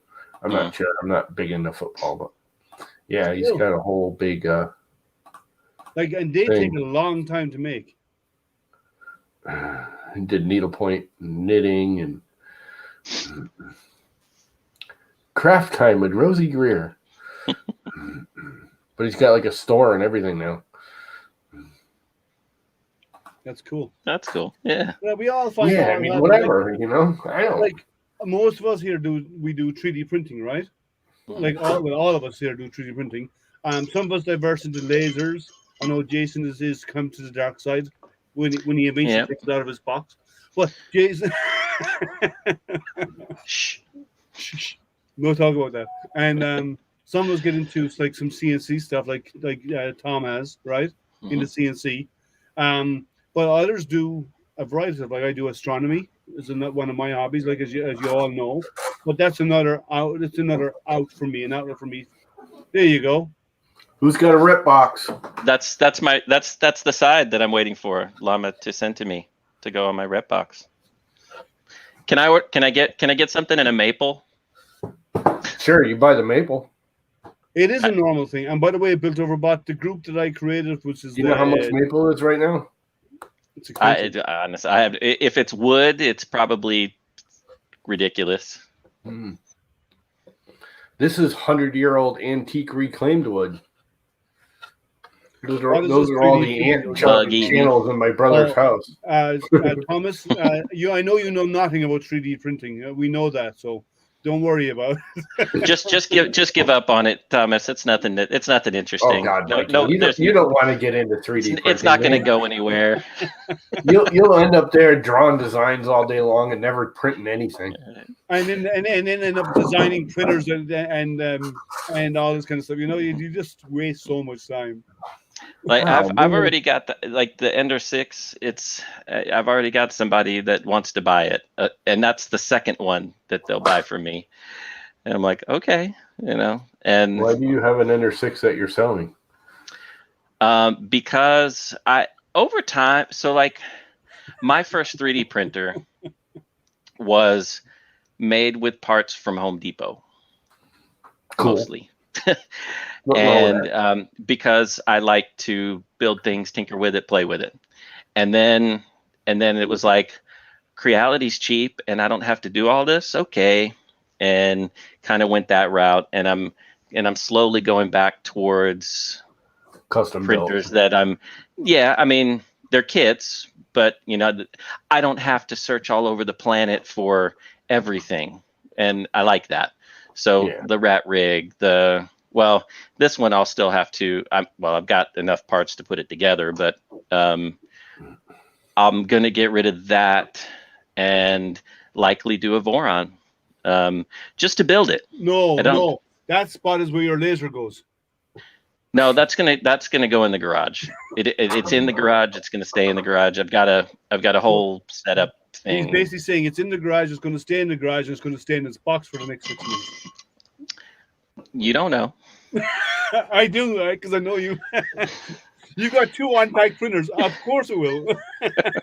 You need stepper motors? I got stepper motors. I got stepper motors. I've got control boards. I've got wires coming out of everywhere. I got plenty of stuff to put it together. If I just sat down and had the energy to really do it, I could probably have it together and moving, not printing, but moving, in a day. But yeah, it's just, I enjoy more than just the take it out of the box, put your 6 bolts in. It's all the rest of it too. Like the rat rig, I put it together. I built it with Duet, and it was printing. It was printing great. Did a couple nice prints, and then I was like, I want to try Clipper. So I took it all apart again, put a different board in it, rewired it, put in the accelerometer, got it up and printing, and was like, this is cool. I'm going to change the hot end. Oh, now my bearing is clicking, and let me do while I'm at it. I look, that's my famous saying: fix them until it's properly broken. Yeah, you can get Voron kits with all the parts, but you build it yourself, but all the parts come. Yeah. Ben, I've been looking at the FormBot kit, and I saw that Tom Senlander had built one off of that same kit, and it seemed okay. If I want to change something, if I want to do LDO motors or different whatever, as long as it fits the spec of what Voron says, right? Well, if I want to change the linear rails to something, I just don't. I mean, if they move and they move smooth, then I don't care what the brand is. Do closed loop steppers. No, I don't have a need for that feedback, and I you just can get that etch frame that they're giving away. You've seen that all on Twitter. Etch frame. You haven't seen the etched frames? The guys I don't. Yeah. Moron frames. They laser etch the frame. Oh, and they're etched. Yeah, he's putting patterns in them, but he's giving it away. He's giving away a Voron. If I wanted that, I mean, I could source it, and then I could laser it myself eventually. If you get it out of the box, it might be a little harder. Shush. Man, it's rough here today. Tough room, man. Tough room. Kieran's not even on. Wow. Someone has to fill in when Kieran's not around to garage you. No, but the design looks cool. The edge frame looks cool for the Voron, but Ben, you can get Voron kits. You don't have to source the parts yourself. Yeah, right. You can get it delivered as a kit. You can get Voron kits at freaking Printed Solid now. Yeah, Printed Solid Doom. There's a couple of them doing it. A couple of places. Guys that did that, you're building that printer right now, but they have a tool changer option, don't they? I don't remember off the top of my head the way that the guy designed this the silver one that I'm doing, the 3D fused. He designed it so that you can basically then take like a blank slate, right, and do whatever if you want the tool changer, it's got space for it. If you want it to just be a single head, great. If you whatever you want to do for the hot end assembly, you can do it. So there's more to it than even just the rat rig. Who was it? It was Fused 3D, or was it 3D Fused? Okay, 3D Fused, but on their main page, don't they have? They show it. Yeah, they show it with one. Yeah. I think cool. the guy that does it, he's got a couple different configurations on how he's built them, because they're basically made to order, even custom sizes. So if you wanted like a I don't know, something with a 700 millimeter Y, but only 150 millimeters tall, he'll build it for you with bed and everything. But what you get is the motion system. You get the frame and the motion system. You make it work. And it's choice, right? It's a base matched up parts kit. It's a parts kit. It's not a kit. It's a parts kit. Here's the parts. You build whatever you want out of it. Yeah. So he doesn't supply a board or anything like that, no? No. Okay. He's I think going to be adding more things as he's able to. He's a small company. And I'll tell you, I mean, what I've taken apart, or at least unpacked and put together, and the things that he's machined or cut, everything is really good. I measured all the extrusions; they were all, I mean, dead on. So that's good. He can cut extrusions. He mills everything else. Everything on the frame is aluminum that he makes himself. He's designed it himself. It looks a little weird in the back, where the way that he's got the motors kind of mounted, but that's how it's Core XY. It's two belts moving around. Okay. How you set them up and configure them can be a little different from printer to printer. It can be Core YX, it could whatever. But it's such a modular setup that you can basically do anything you want with it. Yeah. In terms of what's available today. So, which I thought was pretty cool. Jerry just chimed in. He's actually picking up Betty Boop right now at the airport. All right. I bet he's excited. So that's where he is. He's out. That's why he's not joining us tonight. She's coming home from her 2 months in Florida. I bet she's not excited. He's listening to what you just said. I know. Go home now.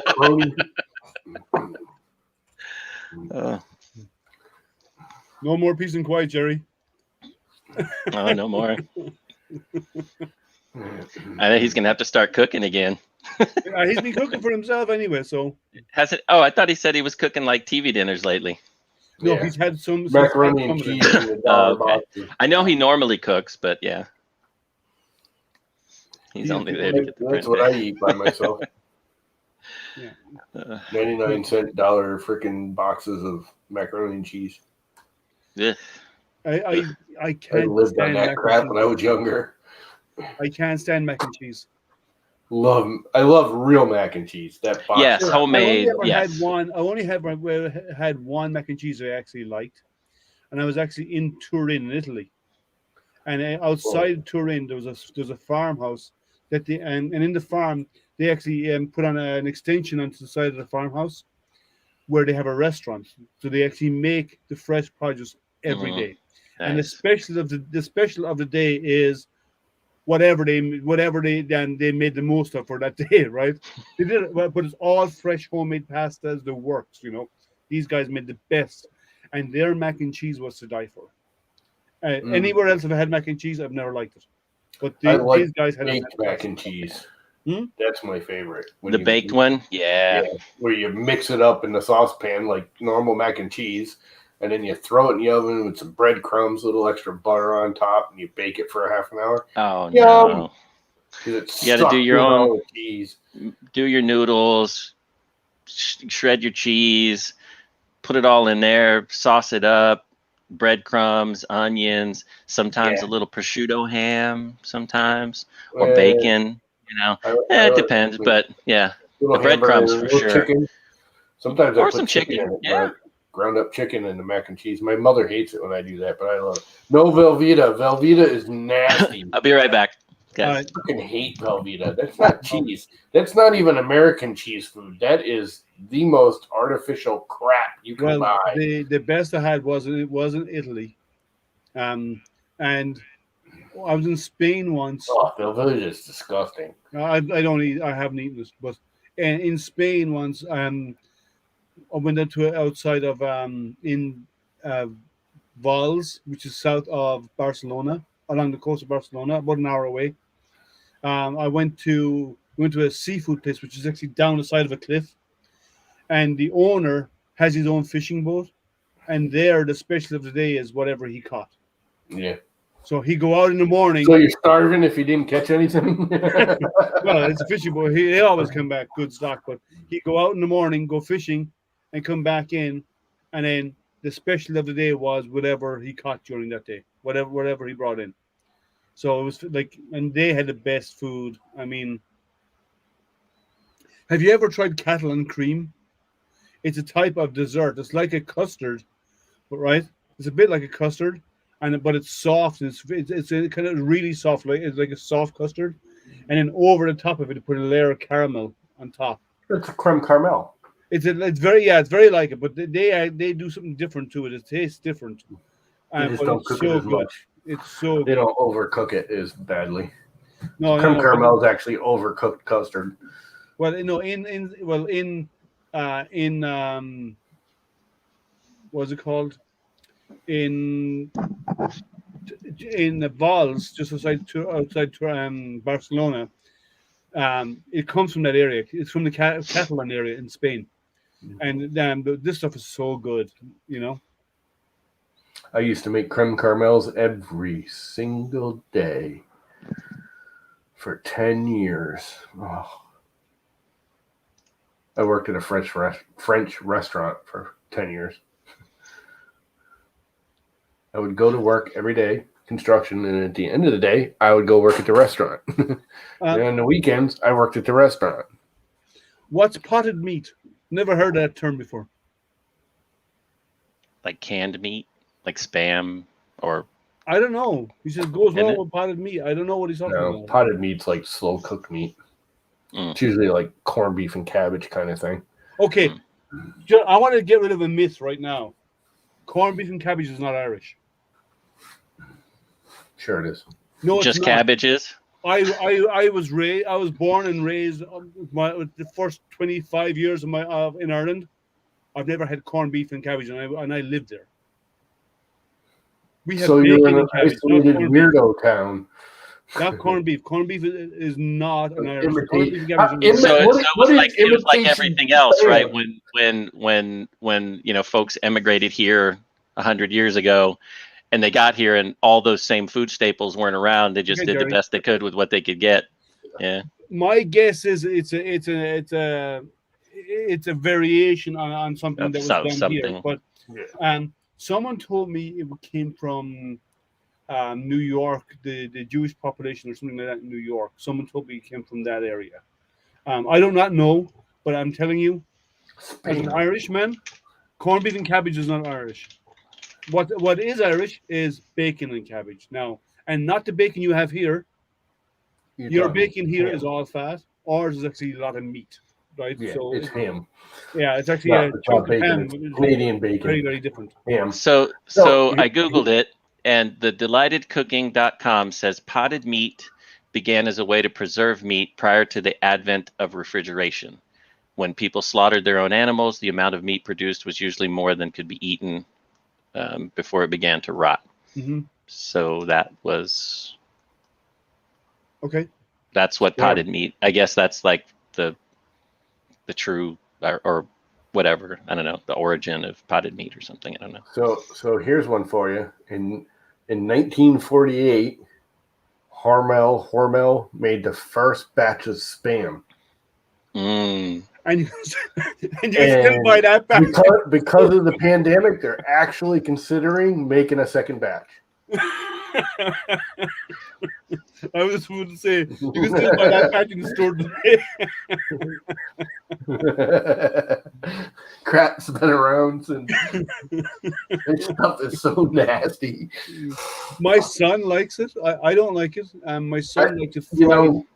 You dip it in an egg and you fry it for breakfast. He likes it like that. I love the smell of it frying. It's like bacon. It smells awesome. I put it in my mouth and I'm just like, yeah. My son likes it. You dip it in an egg and you fry it. He likes it. It's really. He says he likes it. I end up making it like once a month just because she loves it. Oh God, it's so gross. No, I can eat it. I mean, I shouldn't say that. I can eat it. It's all right. It's just to me, Spam is specially prepared assorted meats. What chicken nuggets? McDonald's chicken nuggets are of the chicken. Yeah, it's the chicken nuggets of chicken nuggets. It's a pork version of chicken nuggets. Except you know what's in the Spam. No, you don't. We don't know what's in the chicken nuggets. The crap they scraped off the freaking butcher's floor. Yeah, but you know. But it's a little rubber sole from his shoes, a little freaking, whatever fell off the mop. Yeah, a little freaking couple of roaches that happened to be scurrying across the floor and got scooped up into the freaking thing. It's like the movie. Have you seen the movie Snowpiercer? Yeah. You see how they process the food? All the Yeah. They make the bars. Yeah. You got to do what you got to do, I guess. Yeah. It's not the worst thing. Oh no, the best was. Oh yeah, they do sell a lot in Hawaii, especially here in Vegas. Vegas is they call it the ninth island. A lot of Hawaiians live here, and Spam is. I mean, you can't throw a rock without hitting a Hawaiian barbecue or something. Not all of them are good, but they're everywhere. But it's like Spam is. There's more Spam at the grocery store than there is ketchup. It's like, that's just wrong. Yeah, it's yeah. Yeah, no, I as I said, I don't like it. I don't eat it. I'd like to know where the spam, eggs and spam. But I don't want to be spam. Nice. Well, I can give you spam, eggs, spam, and spam because that's only got 3 servings of spam. That's funny.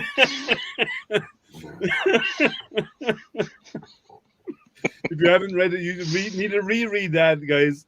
So he's going to Cane's on the way home. It's like a chicken place, yeah. Okay, his wife's paying for it. I need to take a picture of it, and we are all thinking he's going to take a picture of Cane's. So he's going to take a picture of our paying.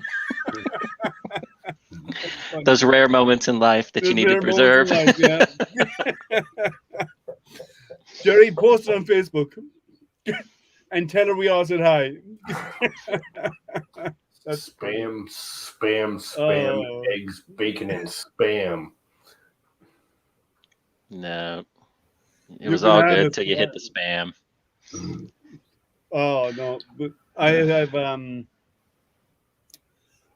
like there's certain things I won't. If I don't know what's in it, I won't eat it. Right? Like I've eaten some weird stuff. Like I've eaten scorpion.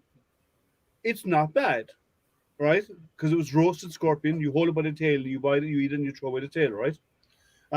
I've eaten lots of weird stuff over my travels because I've traveled an awful lot. And Jason's there nodding his head because he's done the same. But at least you know what's in it, right? Well, sometimes you don't. Sometimes for me, we didn't really know till it was like too late. Yeah. And even if it was good, it just ruined it. If they once they told like roach soup, it was good until that. It just the name killed it, and then everybody just was like,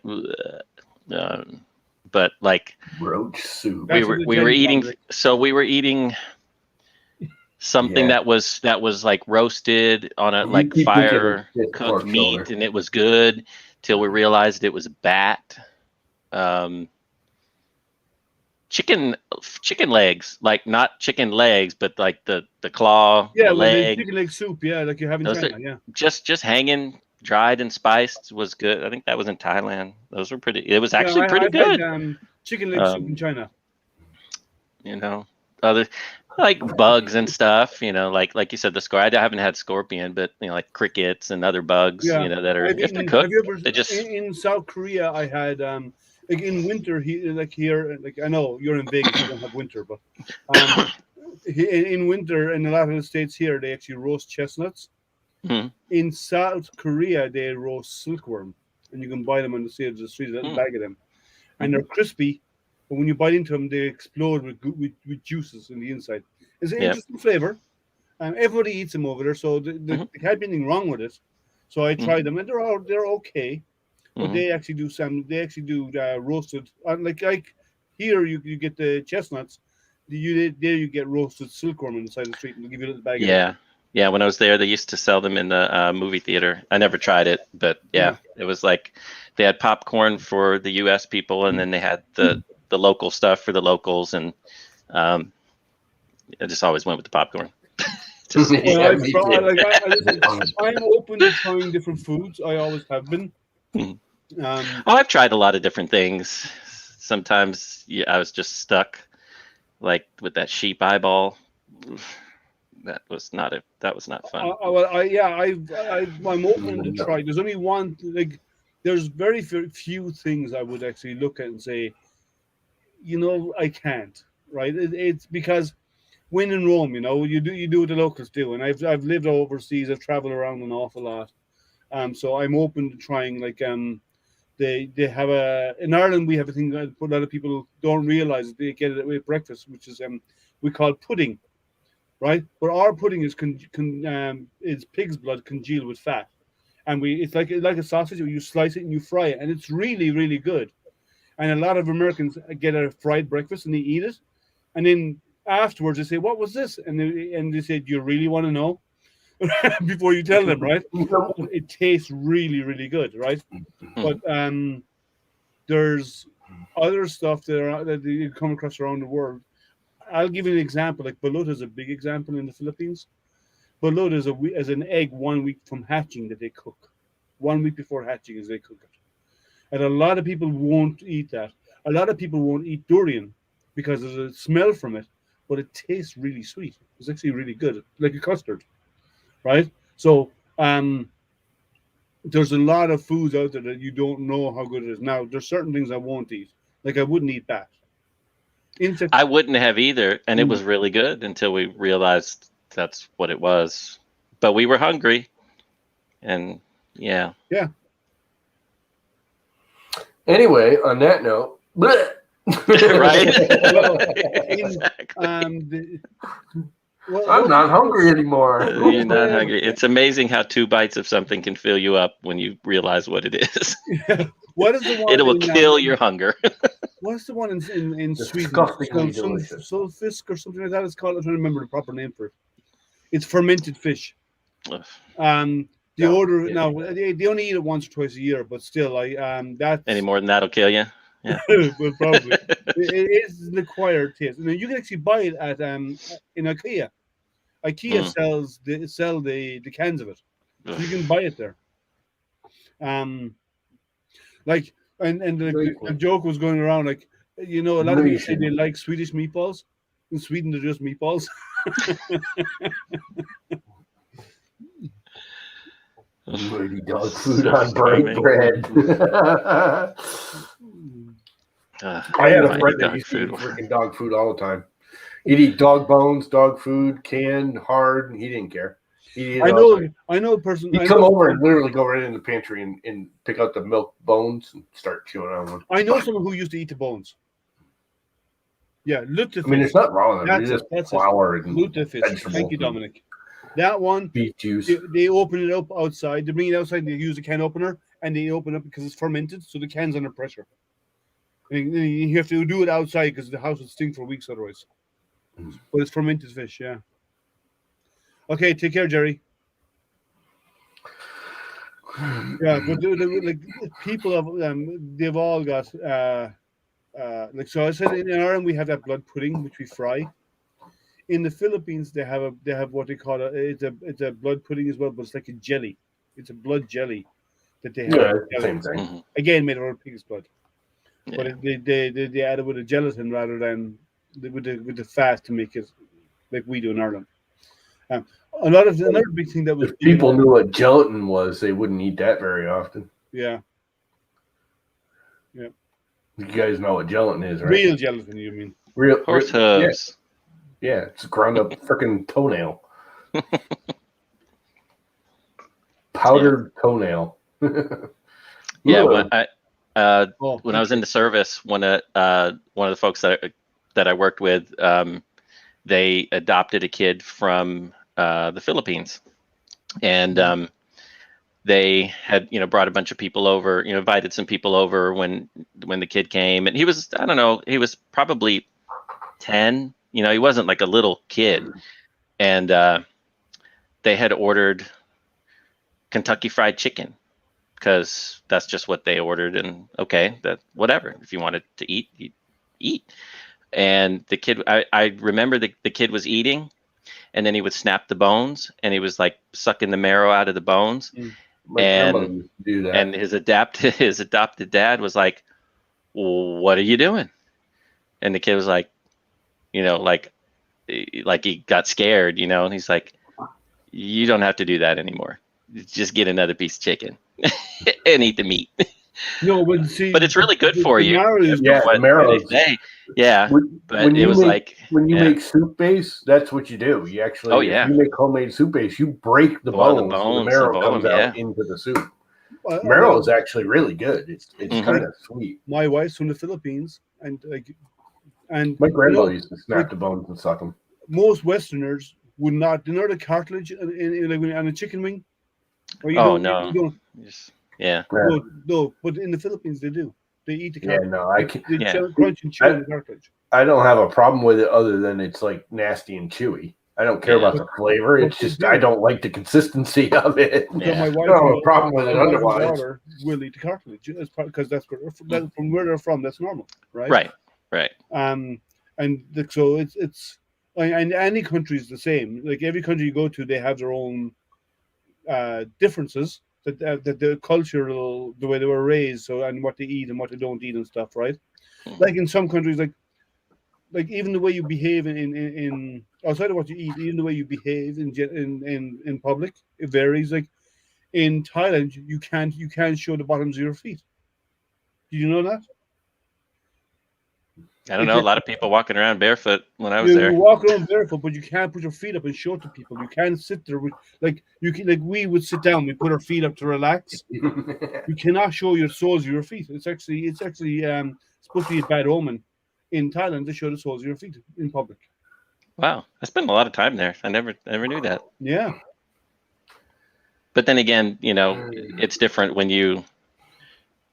When you visit and you stay at hotels and different things, and they're catering to you versus the other way around. So I guess, But when I'm just saying in public, if you're sitting out in the street at a bar or a restaurant, whatever like that, a coffee shop, wherever, Mhm. And like a lot of the small stalls, they have chairs on the side along the sidewalks. Mhm. You can't put your feet up. If you put your feet Didn't up know and you're that. wearing shoes, it's fine. But if you're barefoot and you put your feet up, a lot of people will be wearing flip flops, walking Mm. around the place. Take off the flip flops, put their feet up. That's bad. Hmm. And people will actually complain to you about it. Like I remember getting yelled at in Japan for sticking my chopsticks like in the rice. Oh no, that's bad luck. Oh, that was like, yeah, it was like my They're hand the wasn't even prayer off sticks. of it, and it was like everybody Yeah, was on me, and I was like, they're like the reason why what? is the reason why is chopsticks are actually look very similar to the incense sticks used at funerals. So Mm. it's actually bad to actually stick your chopsticks into your food. That's why you have a place to always lay them beside your food. Yeah, we just I it was my first time Yes. there. I didn't know. Just Yeah. like, oh, okay, sorry, just put them And down. you never pick up food with your chopsticks if there's a group of you. There's Mm. always large, big, long chopsticks that are there. They're Oh, actually serving for like the chopsticks. big, yeah. Yeah. A lot of people don't realize that they need, because people don't think they reach with their own chopsticks. Actually, I knew someone in Singapore, and her job was, she was something to do with something bio something. I can't remember what it was now. And every time we went out for a meal with her and her family, she had to get the food first. Nobody else touched anything. And once she got it, she'd never go back to it because somebody else touched stuff. Hmm. Because she's seen what gets transferred when other people touch stuff and share it around. Smart. So the food's brought to the table, she gets what she wants, and then after that, it's hands off for her. She'd never go back for seconds, ever. Wow. Well, I can't remember. She's a biochemist or something like that. I can't remember exactly what her title was, but that was her thing. You had to. She had to be the first person to eat, and to use the utensils, and after that, she'd never touch them again. Wow. Smart though. Yeah, but it's from what she saw, right? Yeah. Yeah, Islamic countries are the same. Yeah, yeah. Weirdos. Well, no, we all have our stuff, you know. Sarcasm. I know. Mick. I'm ignoring him. I find it funny. Crap. I find it funny that the one person who's calling others weirdo is this guy down here. Hey, takes one to know one, man. I'll admit I'm a weirdo. I can ID weirdos in an instant. Weirdo!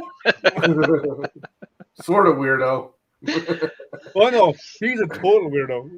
Nah, he's just a sort of weirdo. He's almost normal. I'm the quiet one that you have to watch out for. Yeah. Yeah, when Yes, sporadic weirdo-ness. I'd like to meet you that day.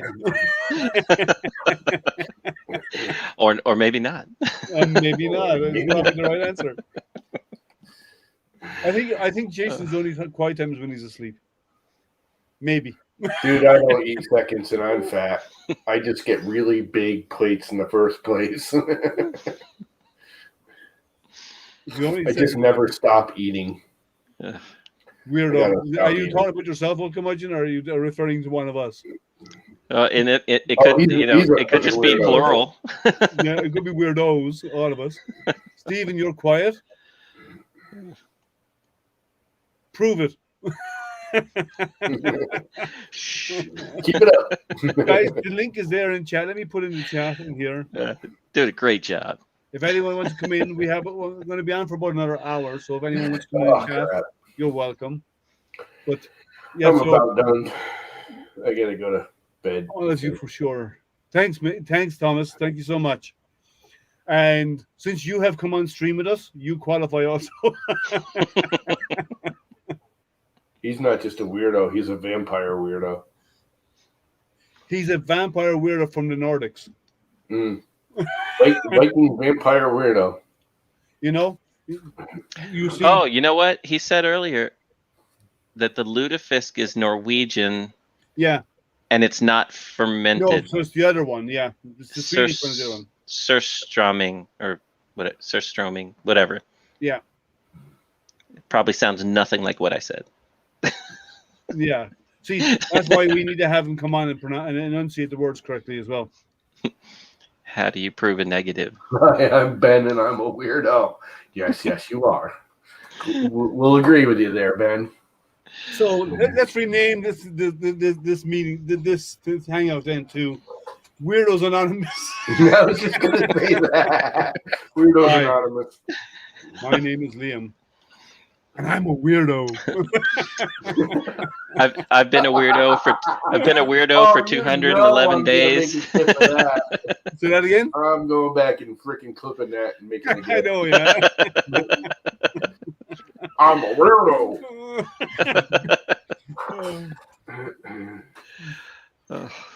I'm a weirdo and I'm a nerd. And we can print our own weirdo coins. So there. And here's the best part about it. I'm proud to be a weirdo. That's right. And none of us care. WA, Weirdos Anonymous. If only any of us cared. Okay, that's it. We have to create Weirdos Unite. Wow. So that would make you We're all weirdos. That would be the llama wa. You're just extra weird. The walama? Walama. There you go. You're the walama. Oh man, that's funny. I'm not strange, I'm just different. Right. So we all have to be a bit weird. We all have our own weirdness, right? Michael, how are you? You came in at just the right time. We're all talking about being weird. You missed it all. You missed all the weirdo fun. That's right. It's not strange voices that we hear. We know exactly who's in our head. I know all 10 of them.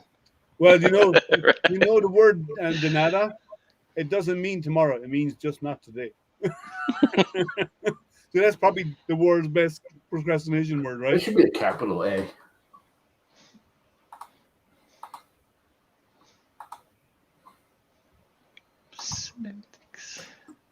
That's funny. So, guys, here let me. What? There it is. Walama. Llama. That sounds like Filipino. Walama. Weirdos Anonymous Llama. It sounds like a Tagalog word. No, but they. So Jerry is actually going to. I have to see that. I want him to get that on video and post it on Facebook. He probably will too. That's going to be so funny. Take care, Thomas. Oh, take care, Thomas. Night. Or should I say good morning? It's what, 9 o'clock here? What is it, 4 a.m. there? 3 or 4 a.m.? Matt, what time is it there in the Right UK? about when the sun comes up. So the vampire's got to crawl into his coffin and take a nap. That's what it's it's what, 2, 3? So it's 2 or 4 3. a.m. for him. 2 or 3, yeah. Yeah, so it's 4 a.m. for Viking. For Thomas. He says 3 a.m. It's 3 a.m. is because you're in Denmark. You're so far. Because you're further west. Okay. Good night, Lama. Good night, Thomas. Whatever. Sure. Mabuhay. Oh, Ben, you know a little bit. You know how to say a little bit of Tagalog. The minute I saw that, all I can think of is the freaking Muppets. That's Mana. I love that song.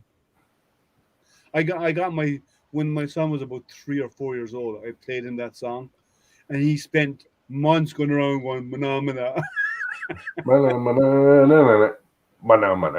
No, I actually bought that on like freaking Apple iTunes or whatever. I'm not kidding. I actually have it on my computer. Why? You know all the words. Play it for the laugh of it. That sucks.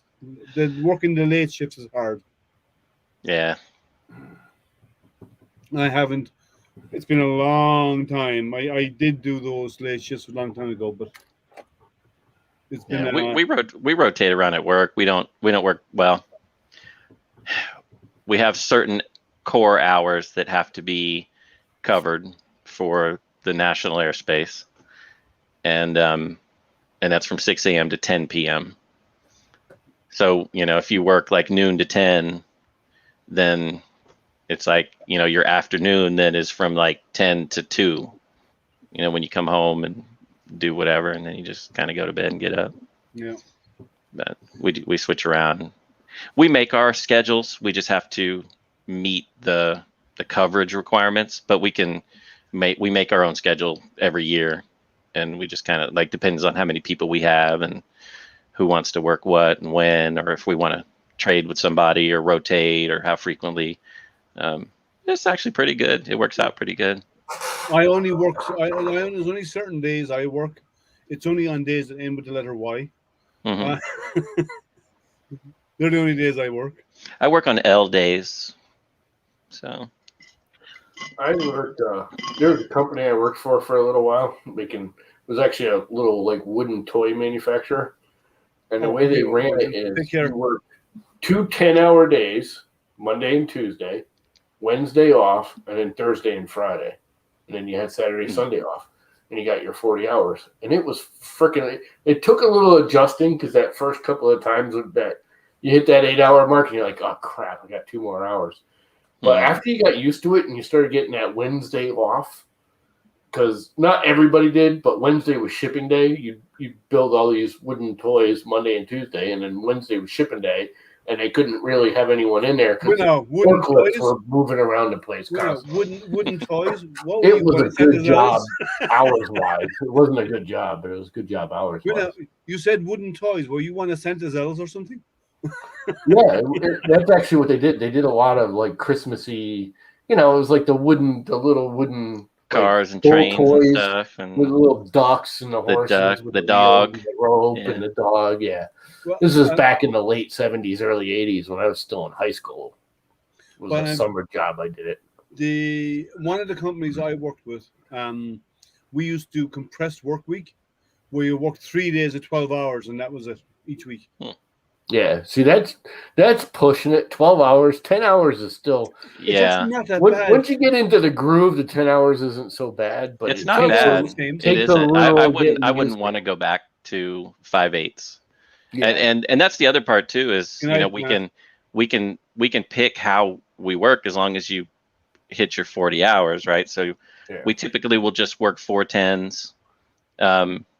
The challenge we usually have is staffing. So sometimes you have 12 people, sometimes you have 4 people. That's how things are.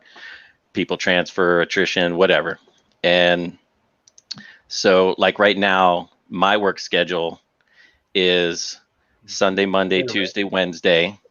Then I'm off Thursday, Friday, Saturday, Sunday. Is that right? Sunday, Monday, Tuesday, Wednesday. Then I'm off Thursday, Friday, Saturday, Sunday. Yep. And then I work Monday, Tuesday, Wednesday, Thursday. Then I'm off Friday, Saturday. So I have 4-day weekend and a 2-day weekend. There's other schedules where it's 4 on, 3 off, 4 on, 3 off. Some people like to work 8 days and then have 6 or 7 days off in a row, and then come back again and work 8 days the next week or the next whatever fits within that 14-day pay period. But we also get different pay for like working after 6 p.m. or working on a Sunday. So there's those, they call them premium pays, 25% extra on this day or whatever, or 10% extra if you're after a certain time. So some people like to try to go for that. Some people like to have the more days. Yeah. Right. For me, it's like, I'm like, whatever's open, whatever works, because I do like having more of the weekdays off than the weekends, because anything you want to do on a Tuesday, Wednesday, Thursday, Friday, super easy, less people, travel's easy, right? I'm with you, man. Exactly. I freaking hate having a weekend off. I live in a beach town.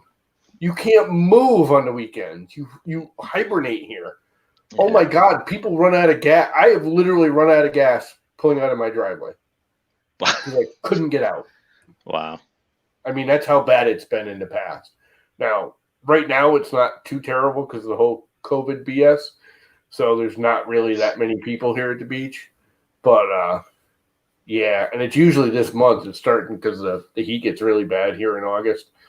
So it's going to start getting really gnarly for the next couple of weeks because the next like 3 weekends are supposed to be wicked nice. So it's going to be like Friday afternoon, like 3 o'clock.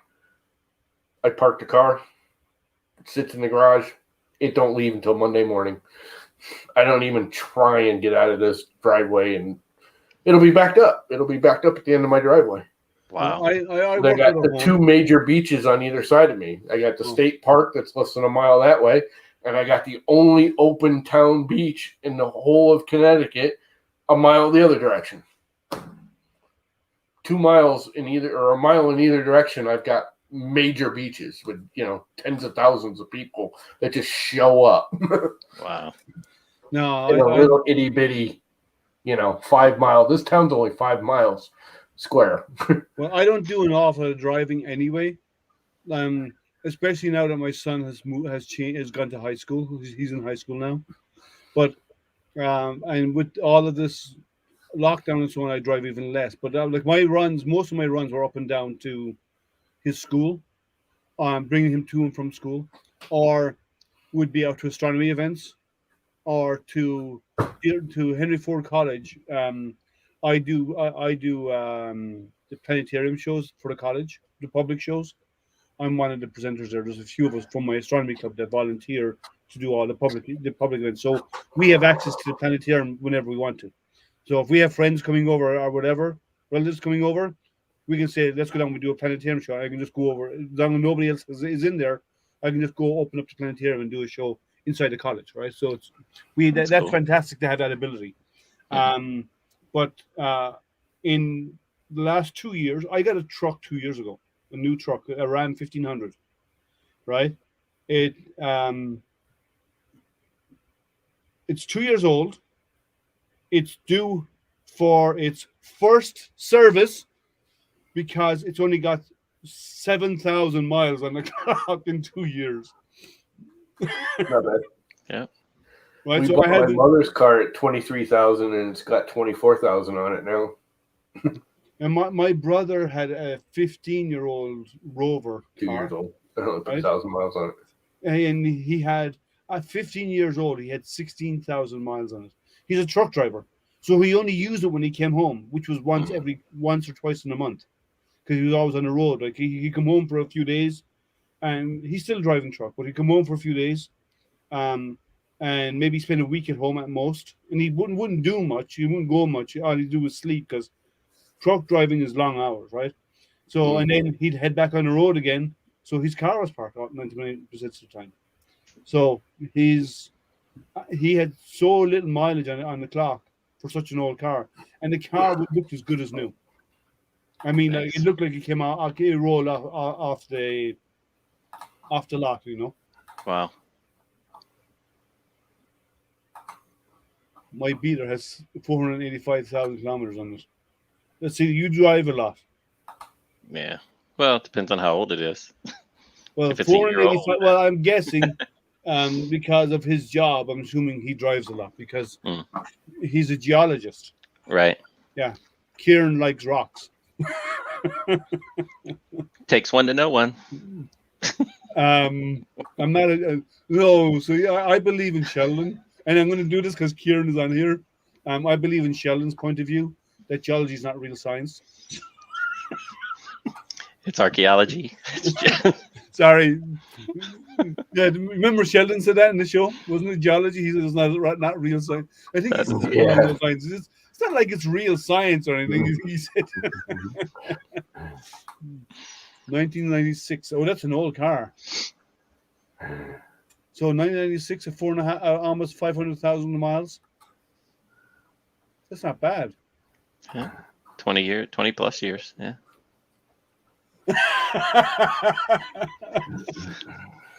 Well, everyone knows that, Kieran. I mean, Kieran, it's only flat in Australia. The Earth is only round because telescope lenses are curved. Oh, yes. No, it's only flat in Australia. That's why you can see Ayers Rock from so far away. 1996. I'm actually looking at talking to 1996. There's actually like a couple of them here. There's a garage down the road here that imports cars from all over the world and stuff and sells them here. You know, just like oddball stuff. That's what they're known for. But they have 3 of these 1996 Suzuki Cab Ford little mini pickup trucks. Mm-hmm. You know, them little itty bitty. They look like those things that you always used to. Suzuki Sidekick. Yeah, no, the Sidekick's an SUV. This is a pickup truck. It's actually got a bed. Yeah. Oh, I know. Oh, pickup. Yeah. Delivery I know what you're talking about. The little tiny one, like the little Daihatsus. Four-wheel drive. They're 4-wheel drive, and they're awesome plow vehicles. And they only got there's a bunch. He's got 3 of them, I think, right now, and they got 10,000 miles on them because they were ticket girls cars in Europe.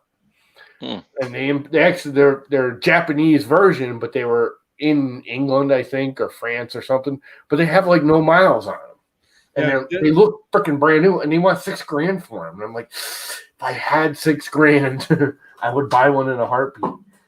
They're 4-wheel drive. The only problem is they're really hard to register around here because their top speed is 50 miles an hour, and you can't register that here in Connecticut because you can't put it on the highway.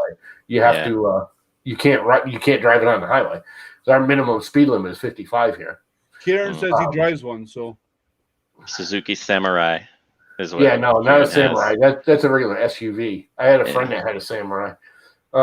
That's not even an SUV.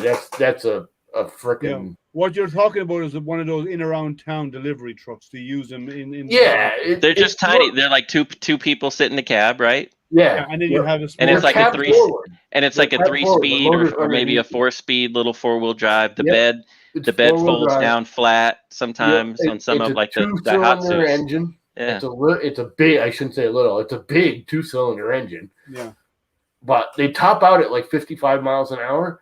But they're heavy torque. A lot of people around here are buying them and putting small plows on them, and you could plow all day long with the freaking things. I mean, all day long, because they're not, and they get 60 miles per gallon too. That's the other thing. They're ridiculously awesome on fuel. I want to see Tom Lama driving one of those 3-wheel cars. I would buy a freaking Reliant Robin in a heartbeat. I think those things are so cool. The ones that are so small, right? Then when you to open the door, your door and the door in the front. And I want to see you driving it. The old fishbowl space bubbles. Yeah. You ever watch Top Gear? You guys ever watch Top Gear? A long time ago, yeah. Yeah. They did a special on a couple of those, and the little itty bitty dude, I can't remember his name, but anyways, they were like, "Oh, this is great," and you got a minute, and then they just pushed the car forward up against the back side of the studio. And he's like, "Let me out," because you can't open the door. Can't open the door. and there's no reverse on it. The things don't have any reverse. Oh no! Because they're so tiny, you just got out and pushed it. So he couldn't get out. Those had a huge wheel up though. The wheels on those would go way over though when you turn them. Yep. So you could almost spin. It was close to, but not exactly. Almost spin on the spot. Oh my God! If you want a good laugh, watch the old Top Gear of Jeremy Clarkson trying to do a 10-mile road trip in a Reliant Robin through England. I mean, it's deliberate, but every single corner he rolls it over, and then it's obvious because then some celebrity is walking down the road with a dog, and they're like, "Oh, can you help me flip my car back over?" And they flip his car back over, and he drives away, and he hits the next corner or circle, and it is the funniest freaking thing in the world. That, and they launch one into space. They take one and put a rocket under it for real. They took a rocket booster from the space shuttle and mounted it onto the Reliant Robin and put wings on the Reliant Robin and shot it up in the air. Yeah, and it wasn't from a shuttle, but yeah, it is. That was funny that they tried to launch her. Oh God, that was so hilarious. They tried to make a space shuttle out of Germany or Poland. They did something like that as well. They tried to launch a car with explosives. So what they did was they mounted the car in a setup, and they put a whole pile of explosives underneath it. to try and launch the car into orbit. I think they got to about 80 or no, about 120 feet up, this car that they were trying to launch. But it blew up. At first, they got it to lift and then come back down. But then they went to more explosives when it was, I think they were using TNT, right? And they're using like sticks of dynamite. And when they eventually got it, they put in more and more explosives. The last time they did it, instead of it lifting off, it went into shrapnel and spread about for about 2 miles around the place.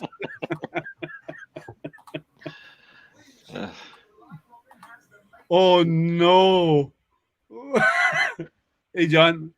John, the link is there if you want to put in chat. He's looking for the cool.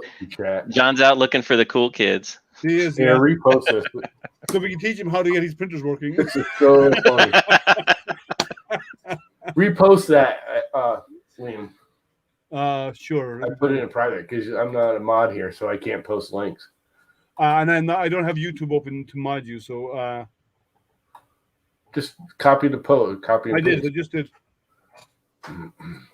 If you got 15 minutes, that's the one where they take the Reliant Robin and try and make it into a space shuttle.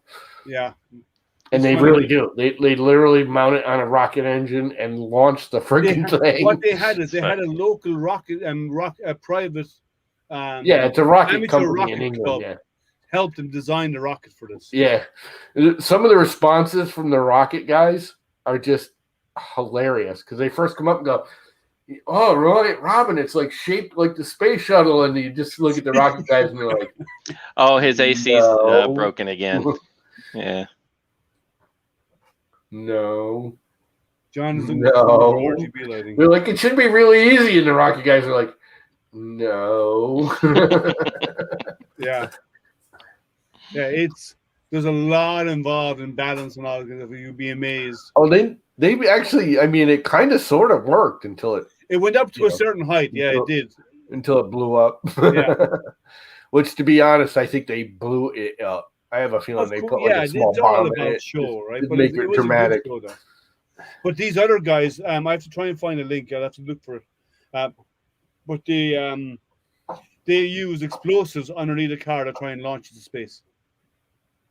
I think they were trying to mimic Elon Musk launching the Tesla. What's up, tripod? So you just put back in the window. Why would you take them out? Because his main AC is down. Oh, he's got a regular central air. Yeah. Well, he did. Space in his floor. That's where his printers are stored. Call Sergio. Hit him up. Oh wait, no, none of them work. Sergio fixed Chris Riley's over the phone. Well, the last person to work on John's air conditioner was him. So, There's the problem. Yep. We've seen how that works out with the printers. Yeah, we've seen that work really well. Did you buy a Creality air conditioner? CR6 air conditioner, you mean? On we should joke, Kickstarter. man. Not having an air conditioner right now where he is must be miserable. Oh yeah, well, I was outside working in it all day today, and it was hot and sticky. It was. Oh really God, I was. I was out in the garage today until about noon, and it was only 75 degrees here, and I was drenched. It is so freaking humid. No, it was 87. It's not even that hot. It's just humid as hell here right now. I do not miss humidity. Well, it was 87, about 88 degrees here. You're down in. I'm in Vegas. Yeah. Yeah, it was 100 today, but it felt nice. Yeah, he does have a nice. The Microsoft hot end, a nice colored lights. You still don't go outside and hang out. At 100, yeah, I'll go outside. But at 105, 106, 115, nah. I was outside working today in the heat and humidity. I don't mind doing it. It's tiring. It's exhausting, but I'll do it because I had a project I had to get done, right? So what you're experiencing, Tribal, we're similar over here because I'm just on the other side of Lake Michigan from him, right? So So Michigan gets really humid because we're surrounded by the Great Lakes, and it gets really hot here in summer. Yeah, see, I'm right on the water. That's why it gets humid here. Well, it keeps Chicago from just falling, right? Because Michigan sucks. That's what I heard. Sorry. You know, Michigan has its good and bad points. You know, and its winters are horrible. I hate winter here. I really despise winter. See, the winter here, everyone's like, oh, it's so cold. It's like anything above freezing, I'm okay. I like 45 to 65. Those are my prime.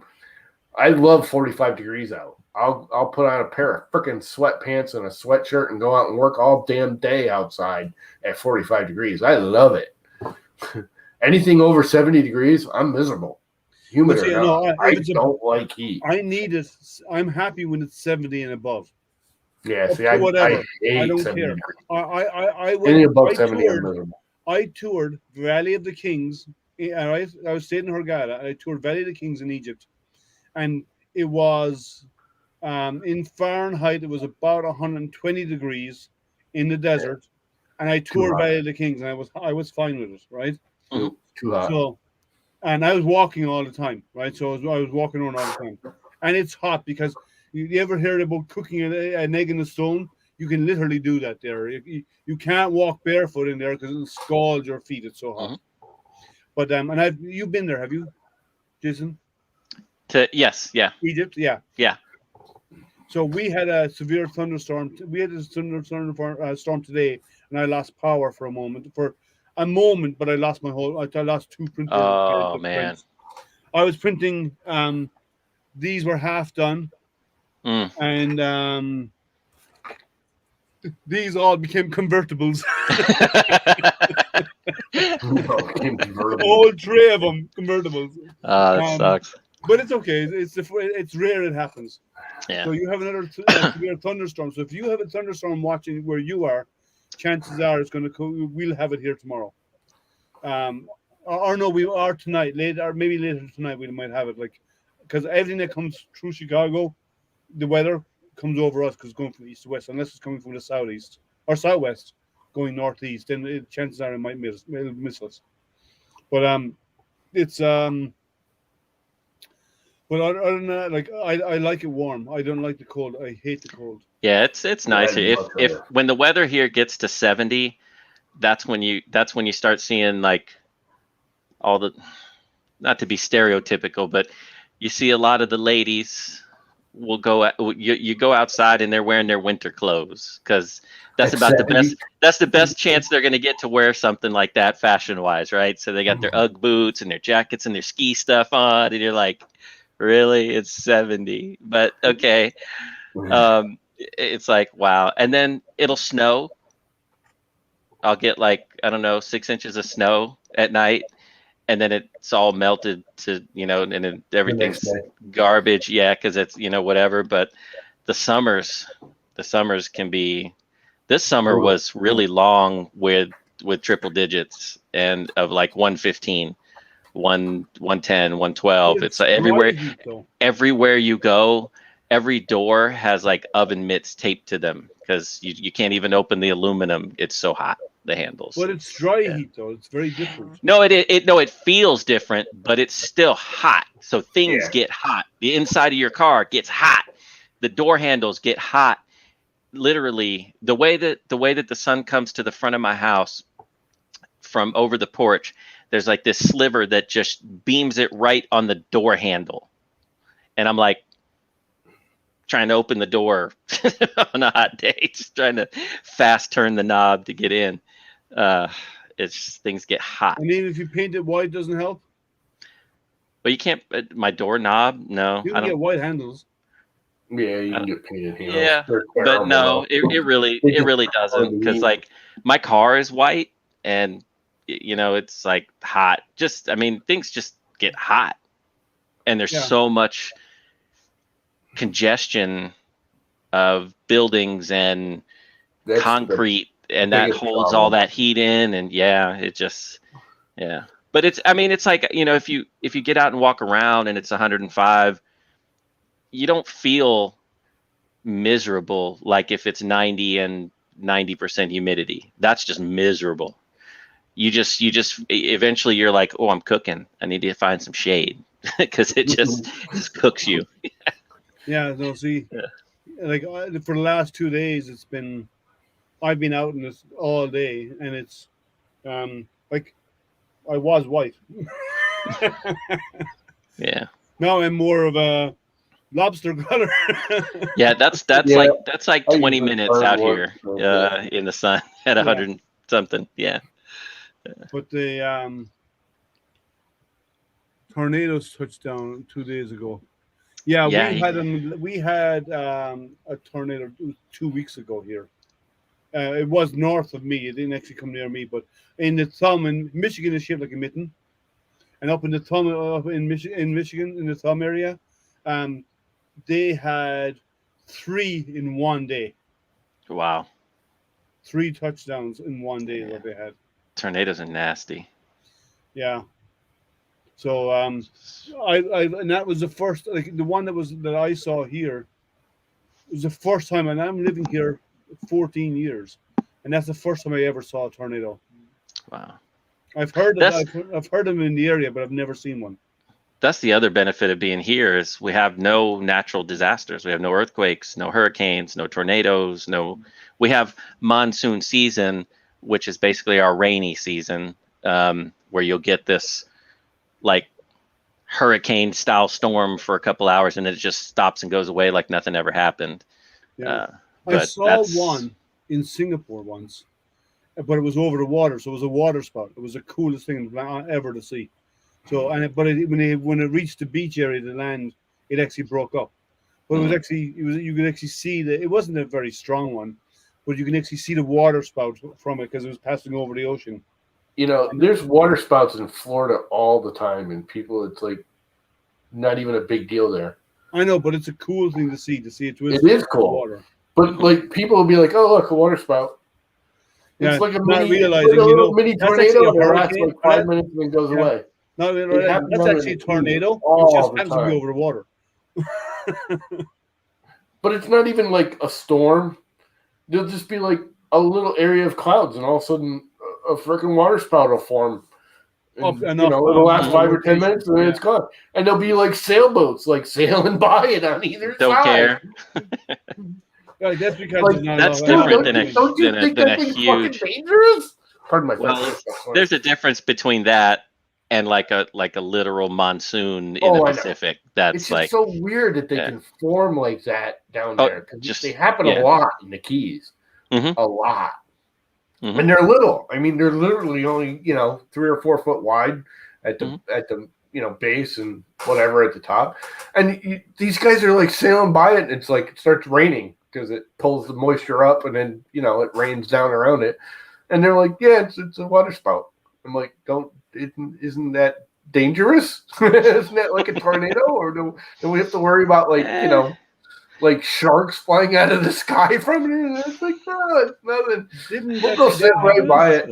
I was like, didn't it happen if there was a fish came from the sky because of there was a hurricane, there was tornadoes that actually pulled them into the air. Yeah. I've heard of that happening. Hurricanes do that too. And stuff. When I lived in Florida, and all kinds of sea life inland, we had a bunch of. I lived in a town called Land O'Lakes, and a lot of lakes were around. And one hurricane season came. There was so much rain that one of the lakes across from us had filled up so much and kind of overspilled into the yard and into the street by a couple inches, and the fish were walking across the street through our yard to the lake behind us.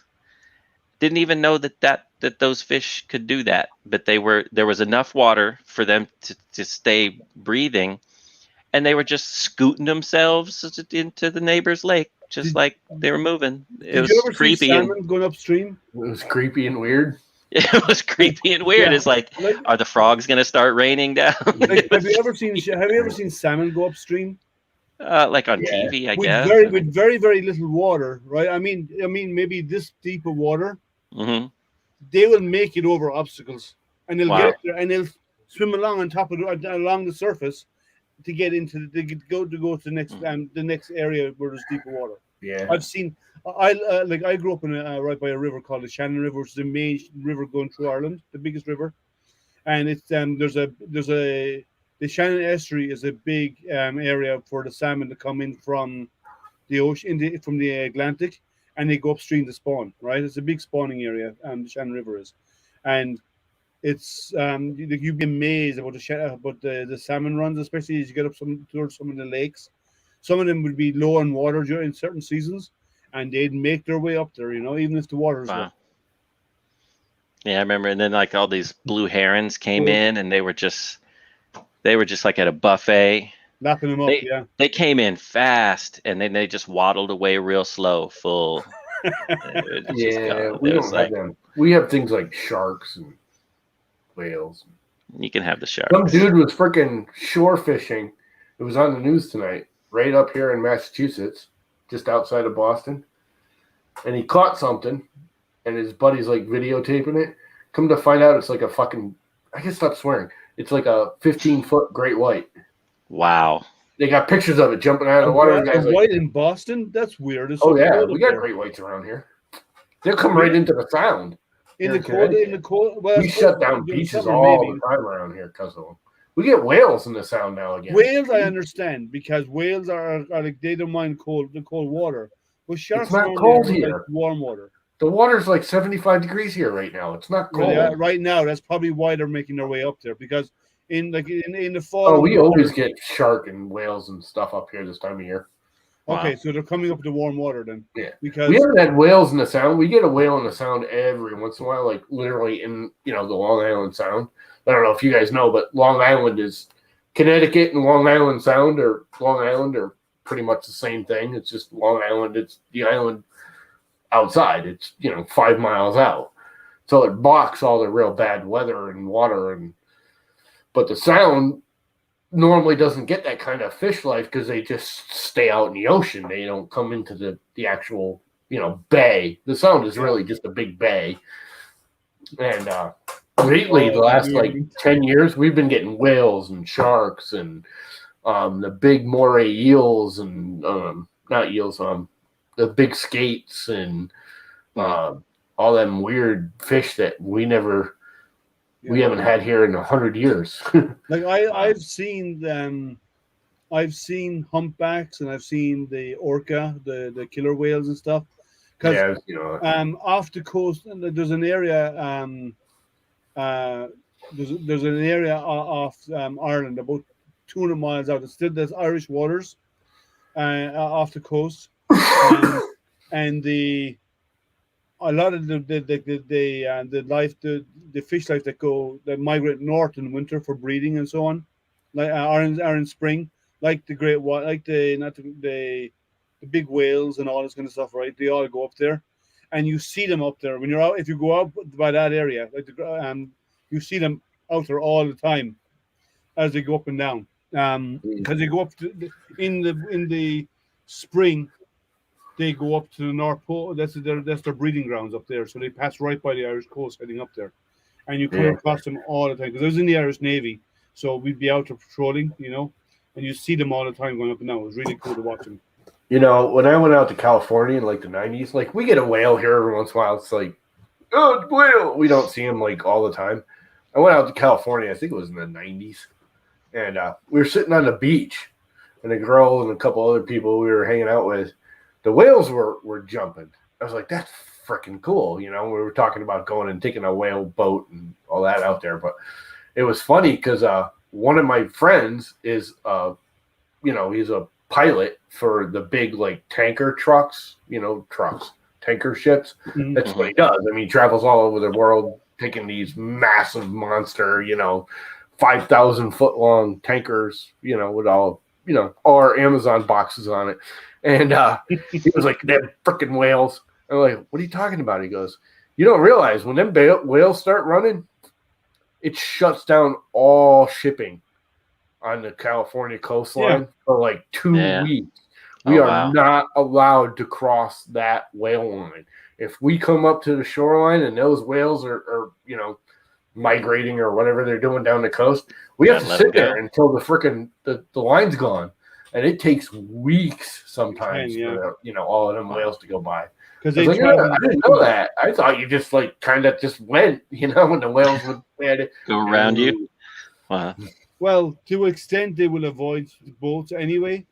But when they're doing the migration, they actually travel as big Well, schools. the I'll be right thing back. about it is those ships don't have propellers like we think of propellers. These things are like sizes of small houses. Oh, they are, yeah. They're You they're know, so 15 to they're 20 like, feet tall, yeah.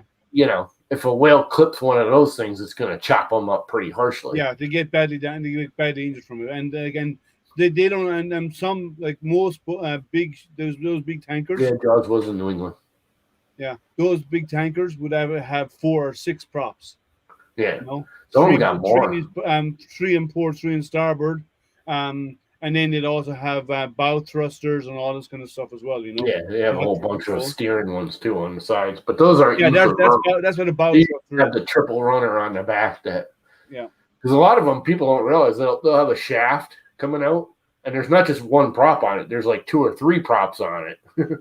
On each shaft. sometimes they don't do that often. They often have separate shafts for each prop, because if you have multiple Little bastard.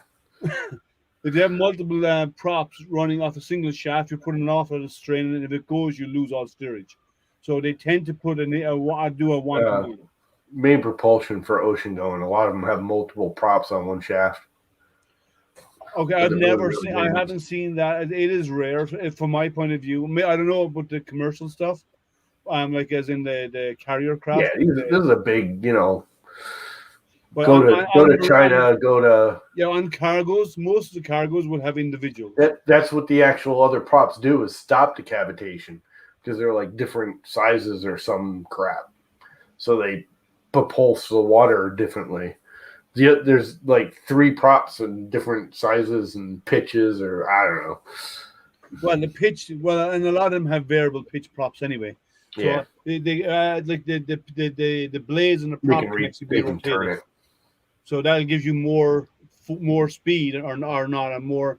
You're actually More putting control or more speed depending on yeah. where you are and what you're doing. And then the bow thrusters then gives you your bow steerage when you're going in a report at slow speeds. You can actually through the front, right through the bow. There's actually sometimes 2 or 3 of them in series, and it basically is a tube with a prop in the middle inside the tube, and you can control the rotation of that tube to pull the bow left to port or starboard to guide you. You have to control. I just thought that was cool. That I mean, it in a way it sucks for them, but it's cool that they have to like stop and let the whales do their migration thing. Well, yeah, They can't because cross the line. there is a population issue with whales, which is why they're trying to preserve them, right? Oh yeah, So they want to and still hunting them. rebuild. Yeah, they want the population to rebuild, and it takes a long time. Is it still a delicacy to have whale in Japan? In Japan, in a handful of countries, yeah, but it's still like there's a reason why, like, because we're annihilating too many species. It's good that we can preserve some. We annihilated them back in we almost whatever, did. the 1800s. We almost did, yeah. Yeah. Which is why the big movement, why they stopped it, right? Because that's what gave us light. Because the oil powered the lanterns at people's homes for long time. Oil. Yeah. But it's Eskimos still eat them too. Well, they don't, not so much whale. It's mostly seal they do, Yeah. and Whale, and they have to get permits to do it. They're allowed so much because it's traditional for them, but again, you're not allowed to kill them without a permit. But they automatically by default get allowed so many per year per family because it's part of their tradition and part of their foods that they've always eaten, right? So they're allowed so many seals a year. Anyway. At certain seasons. It's like, did you ever watch the show and the guys all doing some subsistence living? I can't remember what the name of the show was. It's on Nat Geo or something like that. I think it was. But they were these people do nothing. Their whole thing is subsistence living. So they've no real income really. So they hunt for their food and they fish and all this kind of stuff. That's how the whole family lives. And some of them they're linked with the Inuit tribes, in the northern sections of the U.S. in parts like Alaska and so on. So they actually a lot of them do subsistence living, where they live off the land, and they have certain things they are allowed to do each year. But there are certain things they're not allowed to hunt, except for maybe once, twice a year. Life Below Zero, that was the name of it, Michael. Yeah. So Life Below Zero was the name of the show. I saw some of the episodes, and there are certain things they're allowed to get. But there was one family, the husband was Caucasian, but there was one thing that as a tribe, right, they could hunt for, but he couldn't be involved in the hunt because he wasn't from the tribe. Even though he's family now, he's not deemed as being as part of the tribe, so he doesn't inherit. He has never, through marriage, he doesn't inherit the ability to actually do that hunt. Anyway, I'm gonna head out because it's late. Well, we're getting ready to wrap up anyway because we're running 2 hours 50 minutes anyway. So it's getting hot here because I'm turning the AC back on. All right, man. Well, the song says, "What's the song by Nelly? Isn't it? It's getting hot, and I'm hot in here, and let's take off all your clothes." Please don't.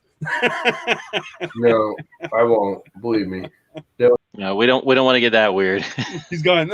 And he's gone. Vanishing llama. Yeah. Well, he does everything else. Huh? Right.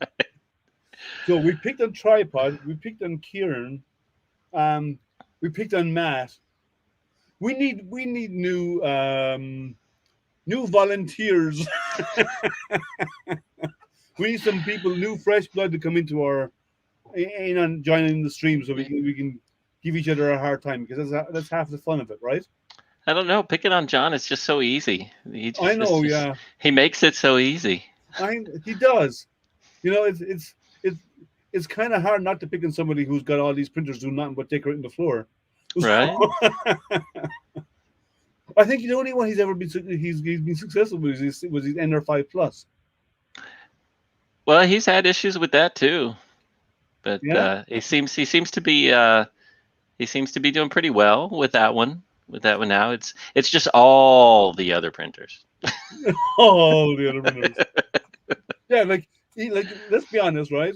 And I know he's listening, so we can make fun of him all we want, because he'll make fun of us when he gets the chance. But he even had to have Kaiwu online when he was doing an unboxing of the Kaiwu printer, just so he couldn't get it wrong. I think Kaiwu just felt safer being on there with him for all parties involved. PR, John's safety, the safety of the printer. Yeah. Don't put your finger there. Right. Stop licking that. Yeah, I think. You're not supposed to put that in your mouth.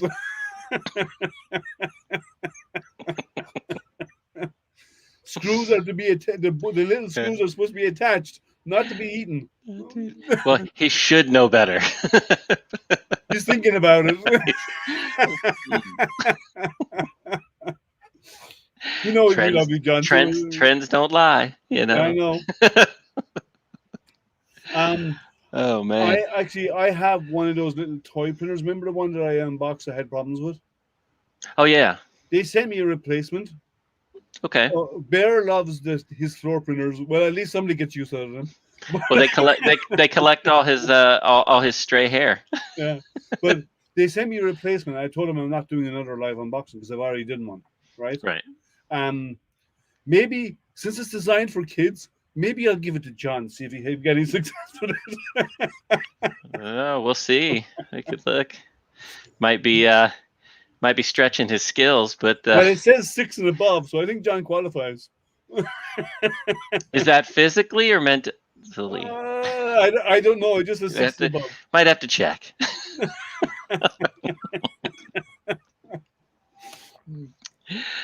Oh man. Yeah. You should have jumped on, John. You should have jumped on. You should have been on to defend yourself. Oh yeah. We don't have Llama to pick on. Now we're going to go back to you. There we go. This is what you need. No. Nope. Disqualified. Yeah, it does.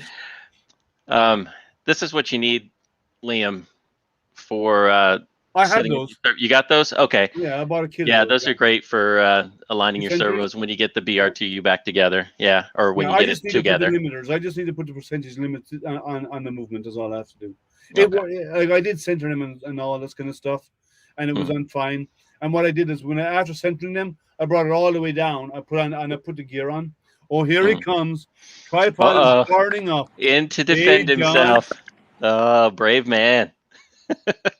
I'm not brave. I'm just, I want to be part of the fun. Yeah, sure.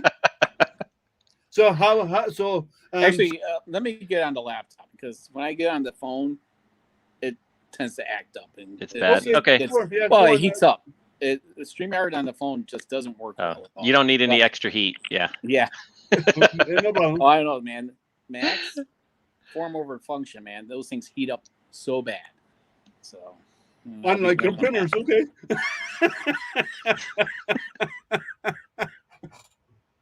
Well, that's one thing he doesn't have to worry about. It's the printers heating up. No, he doesn't have to worry about them getting hot. He doesn't worry about them giving off smoke. Catching on fire. Yeah, catching on fire. Well, that's getting hot. It doesn't qualify. They never caught on fire. They just give off smoke.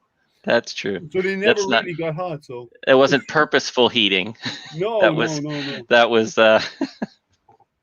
that was the danger zone. I think they should. I think Corella should rebrand the on and off button as the anti-John button.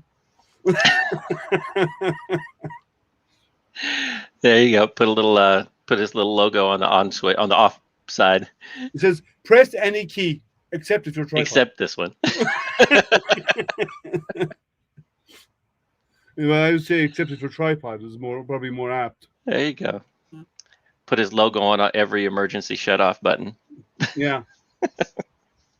I think, we need to do a version of the dictionary with John's face and say, no electronics. Or no 3D printers. Or, when in trouble, don't call. Don't. Maybe we should make up a label and put them on our printers. Ooh, that would be. I got an idea. I wonder if I can make up a label between now and the end of the week.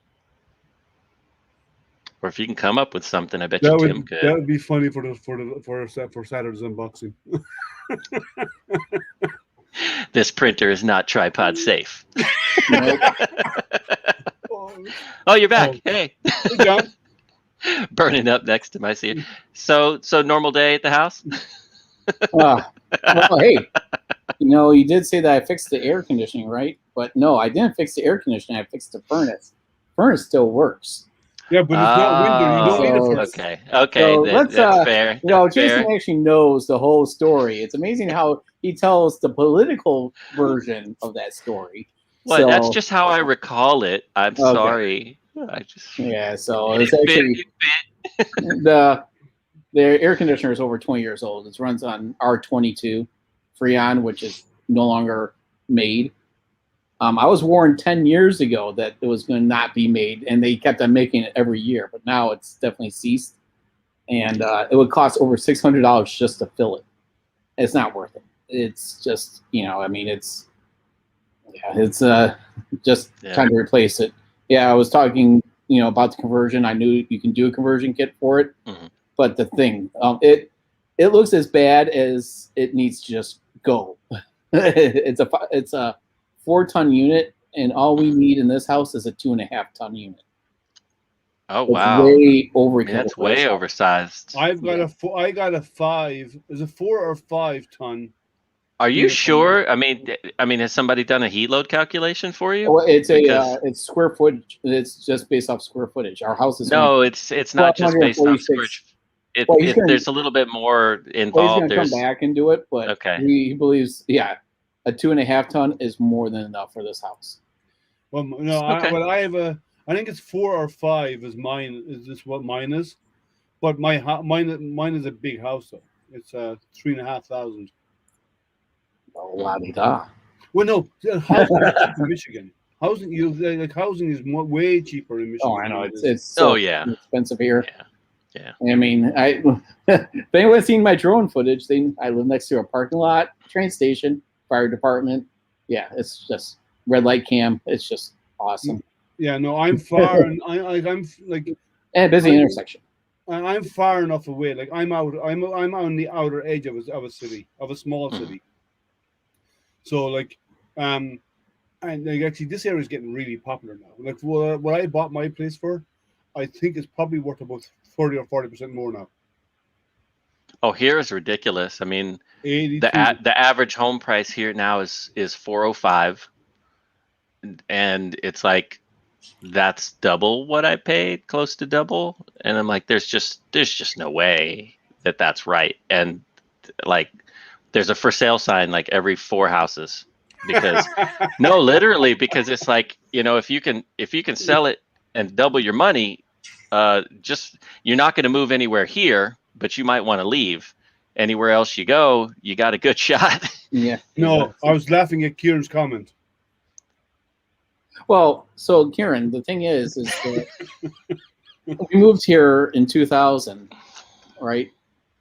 And 2004. So 2004. So when this is when like all the fire departments just started getting supersized after 9/11.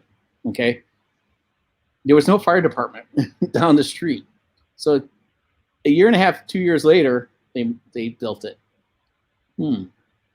It's like they knew That it'd be needed. Well, yeah, especially they knew you were coming. Yeah. But Michael, he was saying that he has the compressor in the house and already had the coil in the furnace. Yeah, and actually, the furnace will not get replaced because it's actually newer. And he's like, man, whoever did this did a pretty botched job because the furnace itself is smaller. So there's like an overhang on each side. It's like, yeah, I'll clean this all up too. I think your opening. I think we need to get John's opening to be to change. You should use the Prodigy song Firestarter at the beginning as the opening. Yeah, it's just been a really rough year for me, honestly. Especially financially, it's been pretty rough with all the shit that I've gone through. Dreams, if you burn it, they will come. Yeah. I mean, we ordered a trailer in April. It was supposed to be ready at this month. That's when I was going to do the garage renovation. They said, "Oh no, we're now 4 to 6 weeks behind," and now they can't tell me when that trailer is coming. Wow. 28. Is it a trailer to move it away from the house, or is it like? No, it's like a store that side by side in it that's taking up over almost half my garage. It's like you can't even move around in the garage because the side by side's in there. It's not that big of a garage, so that's planning having that out of there this month. And that's not happening, and the lumber prices skyrocketed. I was going to redo the deck, put hardwood flooring in the living room and kitchen. I'm not going to pay, $10 for a 2x4. Yeah, I need to do my deck as well, but I didn't do it this year. I there's some bad areas on my deck, and I need to redo it, but not with the cost of lumber this year. It's not. Well, it's ridiculous that you could get concrete for a lower price than a deck. And mine's a raised. my deck is 5 feet off the ground because the front of my house and the back of my house are on different levels. So and my deck is actually at the same level as the front of the house. So because my backyard swoops down, so I normally maintain it. I didn't replace any boards in it this year because of the cost. No, I mean our deck needs to be replaced. We're gonna rip out the concrete pad that was next to it, but. It's going to cost us about $8,000 just to do 2 16 by 16 decks side by side. So, well, I do my own carpentry work. So anyway, I will just pull it out. I just replace whatever I do myself. I just rip it out and I do it all myself. We've had some small woodland creatures under our deck since we lived here. I get birds nesting in the underside underneath my boards. Underneath the deck boards because it's 5 feet off the ground, right? So it's a big open space underneath. So I do get birds nesting in there, but other than that, I don't get any. I see the odd every now and again. I'd be sitting in my office because I have a window in my office because the back is lower, so I have windows in my basement, And every now and again, I'll see something going by. It'll be a possum or something like that walking by outside my window. So you have a walkout basement. No, I don't have a walkout. No, Oh, okay. My Just the my windows are ground high level enough. is just my windows are at ground level. So and you should have an egress then. No, I have no egress here. That's not a livable area, so you can't have a bedroom down there. I don't have a bedroom down here. It's my office. What's that? Legally, yes. As my wife just said, legally. If you don't have an egress, you can't legally have a living quarters down there. Yeah, Well, so no closet. Yeah. And no closet. Yep. Yeah, Isn't that weird? You have for it to be a bedroom, it has to have a closet. So people will put like, okay, it's 2 feet wide, it's got a closet, and now it's considered a bedroom. Yeah, no, I have a little ladder to a window that you can get out. Here's my egress. Well, you can pop my windows open and get out of them.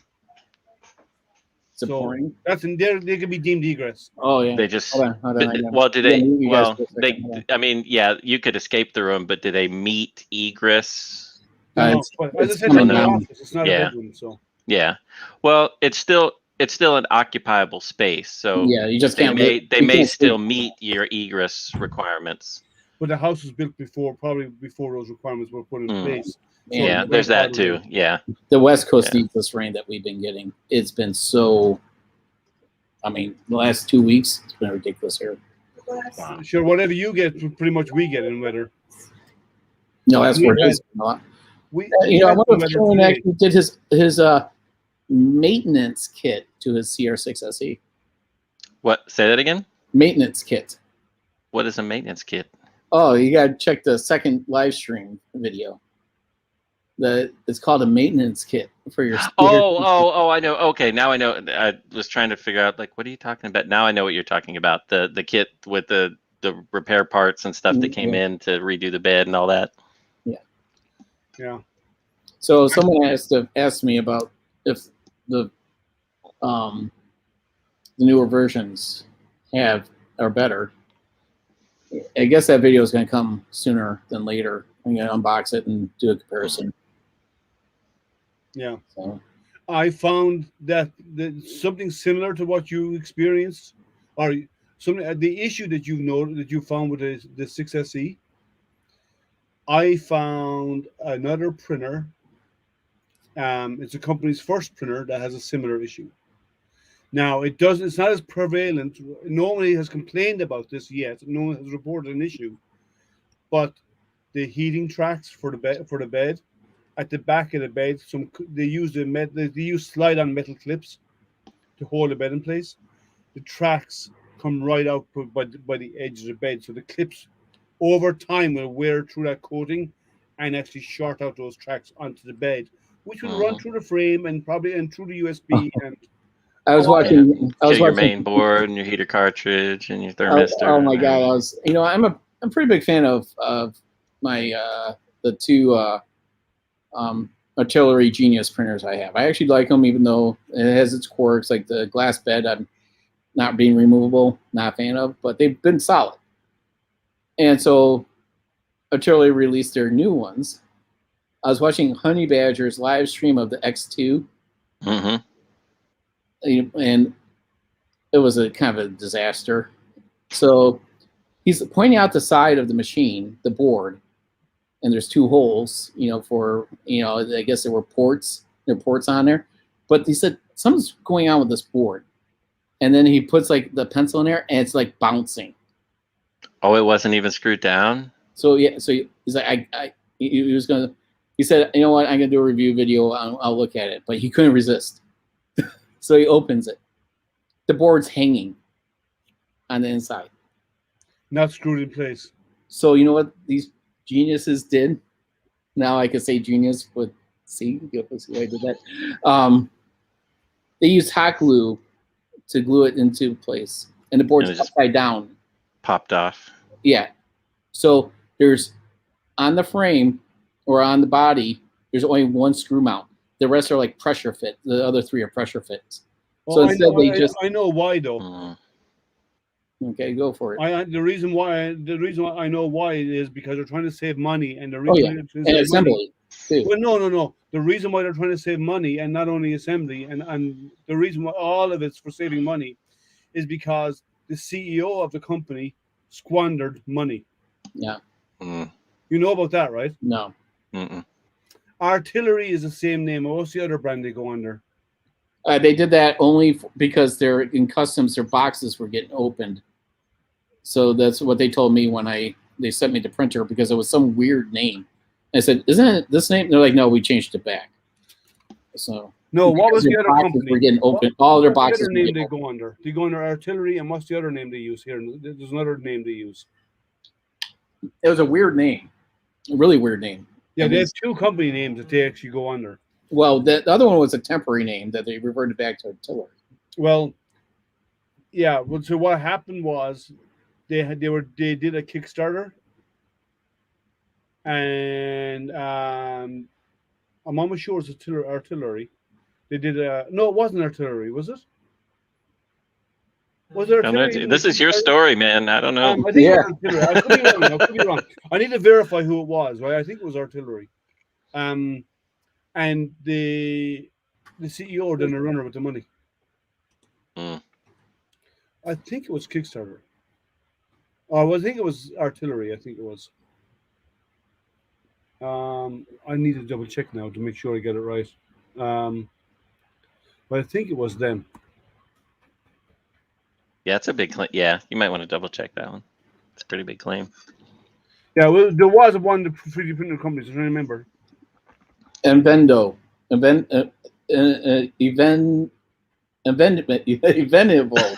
Oh my god, I can't even say it. I'll throw it in the chat. I don't even freaking know. No, it's not I those. can't pronounce it. I'm trying to find the name of the company. Now, just let me look for them. EV Novo. Ev Novo. Okay. Evno. Yeah, no, it wasn't them either. Well, I'm just saying that was the temporary name that they had. It was Okay. artillery. Then they went to that name because the customs kept on opening their boxes because they're like, oh, it's ammo or it's guns, and then that's why they like said 3D printer like all over the box, and now it doesn't get opened anymore. Yeah. But yeah, I mean it's they did some minor updates to it, but to me it's not enough to say this is version 2. Hmm. Because they said that it had an option for automatic bed leveling, and they never offered it on their website. The sensor option never became optional. Yeah, there's something on the side, a port on the side on the Genius, but Nothing. can't hook up anything to it. Yeah, And what's weird is that it's got the Genius has a plastic extruder gears, and it works great, believe it or not. But that you saw, Jason, what I was going through on that Hornet. I still had to Oh put yeah, on that. yeah. A lot of people had problems with the Hornet. Yeah. Those gears are literally gone just after 2 weeks of testing. And I warned Chris Kersey he got one. He did a live unboxing. I'm like, it's not. Yeah, I live went with it. One of the few printers that did. I was printing within just like 20 minutes. Mm-hmm. After that, it was a downhill spiral. So wow. There's that happened with one of the telescope manufacturers too. Meade had a mount, and they used to put nylon or plastic gears in it, and it always gave problems. Gears broke all the time. It went to the point that people actually started making their own gears or metal gears for it. They had a similar issue because they'd with the amount of movement on it, the teeth would break and then eventually grind against each other, and it would just fall apart. Yeah, people should never be putting plastic anything into something metal like that. Mm-mm. Something that requires it. Why does ComGrow still cause this thing a 5-watt laser module when it's not 5 watts? It's 5. It's the 5 watts input, 1.6 I know. out. I know. Now it's false advertising. Yeah, and there's different companies that do deceptive. it. Right? So, yeah, some companies say they quote the power input, others quote the power output. Like the one I did the other day, there last week, That was 5 watts output. 5.5. 5.5, correct. See, Yeah, somebody does because listen. yeah, it's an expensive laser diode via 5 watt. It's very pricey. I mean, for the diode laser market, it's I mean, they wouldn't be making any money off of it. It's selling at that price if it was a true 5 watt output. Yeah, it's not. It's a 5 watt input, 1.6 out. And some of them, if they say it's a 3 watt or something like that, it's actually it's a 500 milliwatt or 5.5 milliwatt. Wow. I think they are.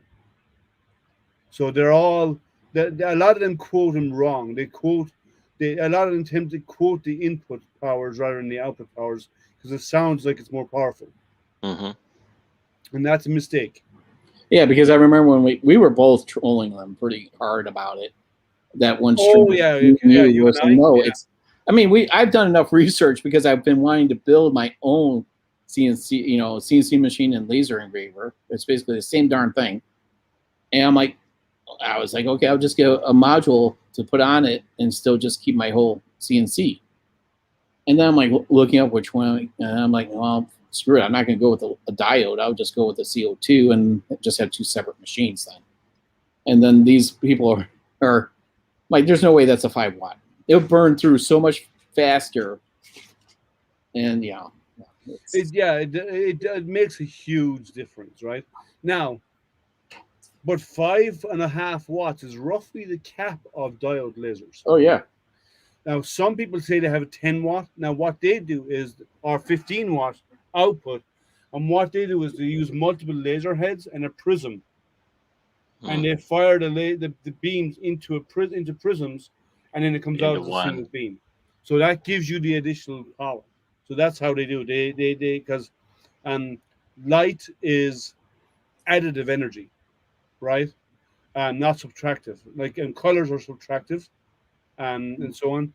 So light is additive, and so when you mix the different, like if you mix pigments, they can be subtractive, right? With the colors, but light does the opposite.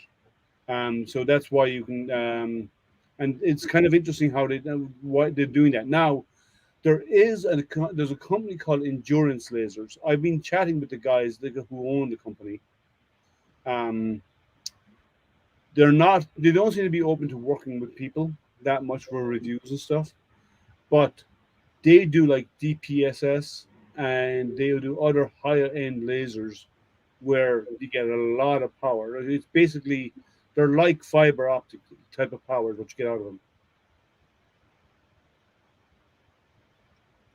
I say that we go on there and we troll them again because they have a live stream going right now. Who? Comgrow.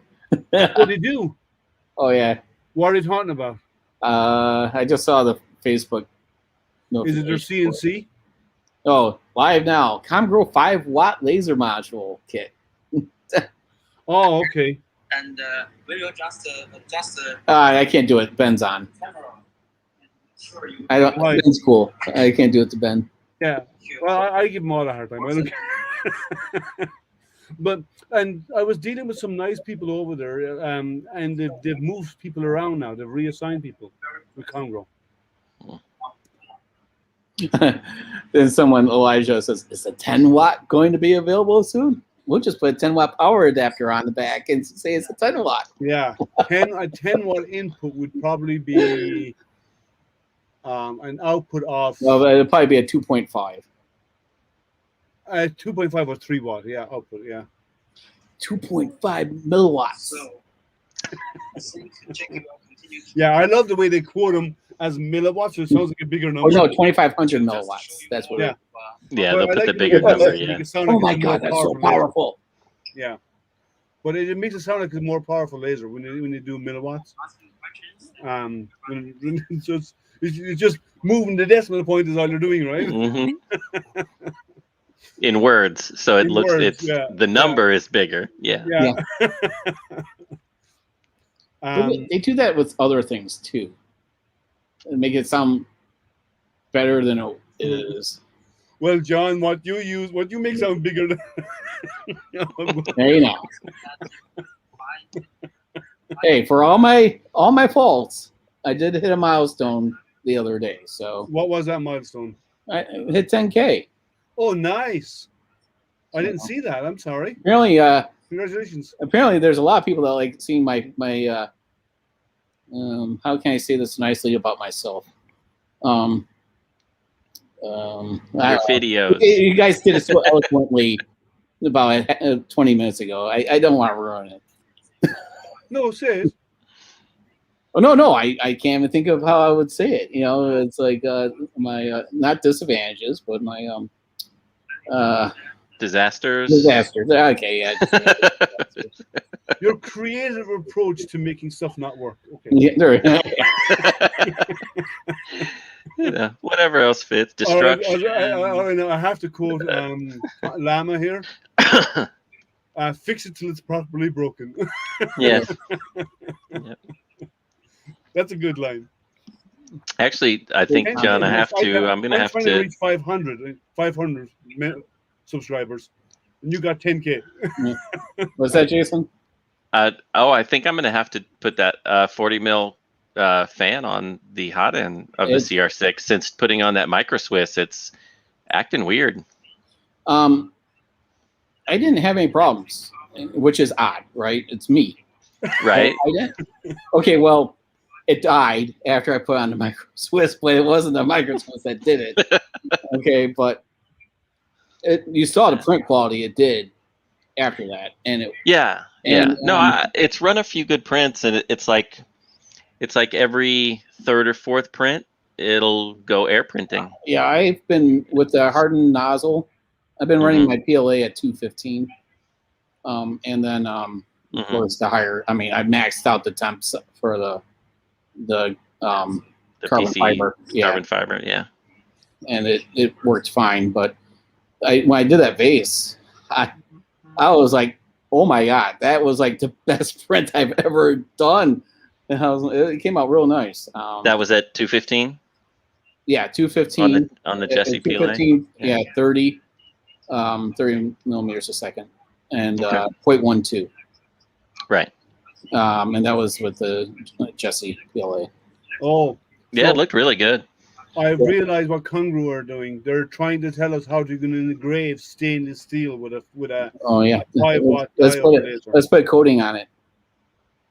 Mustard actually works. Yeah. Mustard, or don't they have that like metal ink where it doesn't really burn it? It like It etches it. what you does can it do? It heats the ink onto the metal Yeah. so that it looks like it's Yeah. So I had to do an update, like a short, because I grabbed my stockpile of fans. Remember how, Jason, you said you have a stockpile of fans? Oh yeah. I put the 12 volt fan into this, the picture of it instead of so I'm like, I quickly updated this because I already uploaded and already had like 200 views before I noticed it. Oh wow. I'm like, yeah, so I'm gonna do like a video short saying part 2. Hey, this is a 24 volt. It's a 24 volt fan. That's I mean, funny. honestly, I don't think it's gonna hurt anything, but it's if someone did it, but it's just to cover my. It would just burn out the fan because Yeah. the voltage would be too high. Yeah. So It would get fast and go out the window. but no, it's that 30 millimeter fan just sucked. I mean, honestly, it's not enough. What are you getting? Heat creep or something like that? I was getting really bad heat creep when I was I'm doing the droid builds. The prints were just looking lousy. I mean, I wanted to give it another hurrah moment, and it actually did some good prints, and then that fan was just dying, and it was just okay. I didn't want to deal with moving enough air. Yeah. Actually, what we need is a water cooled system. Well, there are those out there. I mean, you can get. I mean, they're usually bigger hot ends, but there's a couple companies that make water cooled. I think the Mosquito Magnum or the Magnum Plus, the high flow one, has the ability for water cooling, and I think Dye's Design makes one. I have other 3mm fans, but do have some more. Yeah. It's not only about the physical size of the fan; it's about the pitch of the blade and the rotation speed that actually moves more air. Yeah, if the CFM is better, and you can get a slower fan that moves more air, or a faster fan that moves less air. It just and it becomes designed. There's a lot more noise with a small fan. Oh spinning faster. Yeah. And as well as that, a lot of people like to say, "Oh, my fans are noisy. I need to go to a Noctura fan." What they don't realize is a lot of Noctura fans, unless you go with a larger size, the CFM is lower than very low. They're really low. So yeah, Noctura they're not designed for this. No, they're not designed for it. No, and they're good. They're good fans. Don't get me wrong, but you have to upsize because if you don't, you're going to run into performance problems. Because you are, and people are like, I've seen people on the forum saying, I went over, I changed to the Noctura fan, and now I'm having clogs and so on because they're getting heat creep, right? Mm-hmm. And the same, I have some people on, like, I have some printers there, and they're the cooling fans for the electronics because they've got 2208s or 2209 steppers in them. Mm-hmm. So you need a lot of air moving over those to keep them cool, right? Because they do get hot. And people are complaining about the heat, and they're saying they're going to change over to this fan and this fan. And are not taking into account the CFM, because if you do put in the wrong fan in there, you're going to fry your stepper controllers. Your stepper chips are going to die. They're going to get cooked because if you don't cool them down enough. Well, and there's a lot of room in that hot end enclosure. And I'm surprised that, that Thingiverse part hasn't been used more, and that people haven't really looked at doing that. I saw that like literally 4 or 5 months ago. That part, I'm like, I'll do that later, but I just never got around to it. I'm like, it's such an easy thing to do. You should get the design. Is it from Dave Petzel?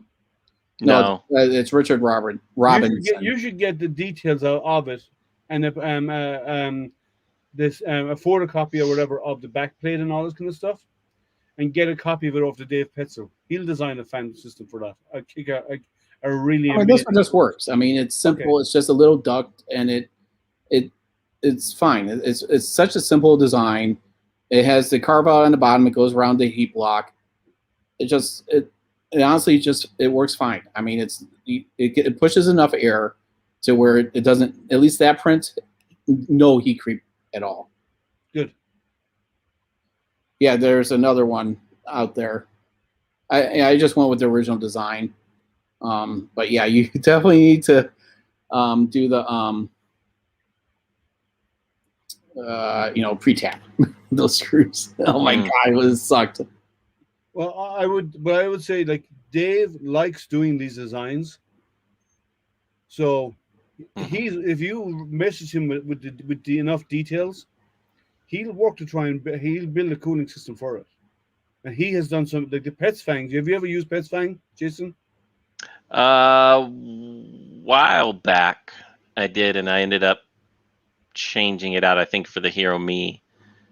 But I think that was just me messing around with stuff. Not that I don't remember having any problems with it, but it's been a while. It had to have been one of his first early designs. Yeah. Well, he's done a lot. He's done a lot now. Yeah, for sure. And he does really fantastic. You know Dave, don't you, John?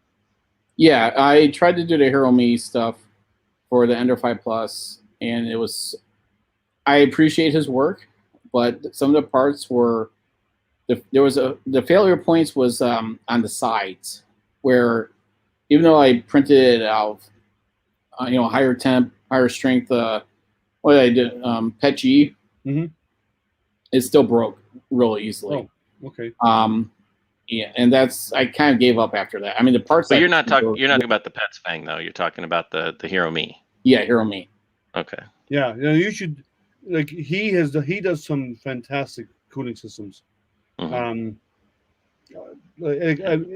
He'd be my go-to person if I needed a better cooling for a printer. He even offered to do a better one for the Artist D for me. He offered to design a new one for that, and that's one of the IDEX, and but there is some aspects of it that might make it hard to do the way the cooling setup. But he said he would look into it for me. So, No, he's always very helpful, and he's crazy busy. He has 2 restaurants and stuff as well. Mhm. So you've probably seen him on Jerry streams. Mhm. Yeah, he's been getting busy now since they've opened up. Reopening, allowing the yeah. restaurants. That's So good. he's getting busy again, so that's good for him. Yep. So Yeah, I'm surprised you had problems with it, John, because on the Ender 5 Plus, I had the Hiromi Gen 3 on the 5 Plus, and it's still on it with the guy I sold it to. Oh, this was the latest one that they did. He did The 5 Yeah. or So 6 or whatever they're up to yeah, now. yeah.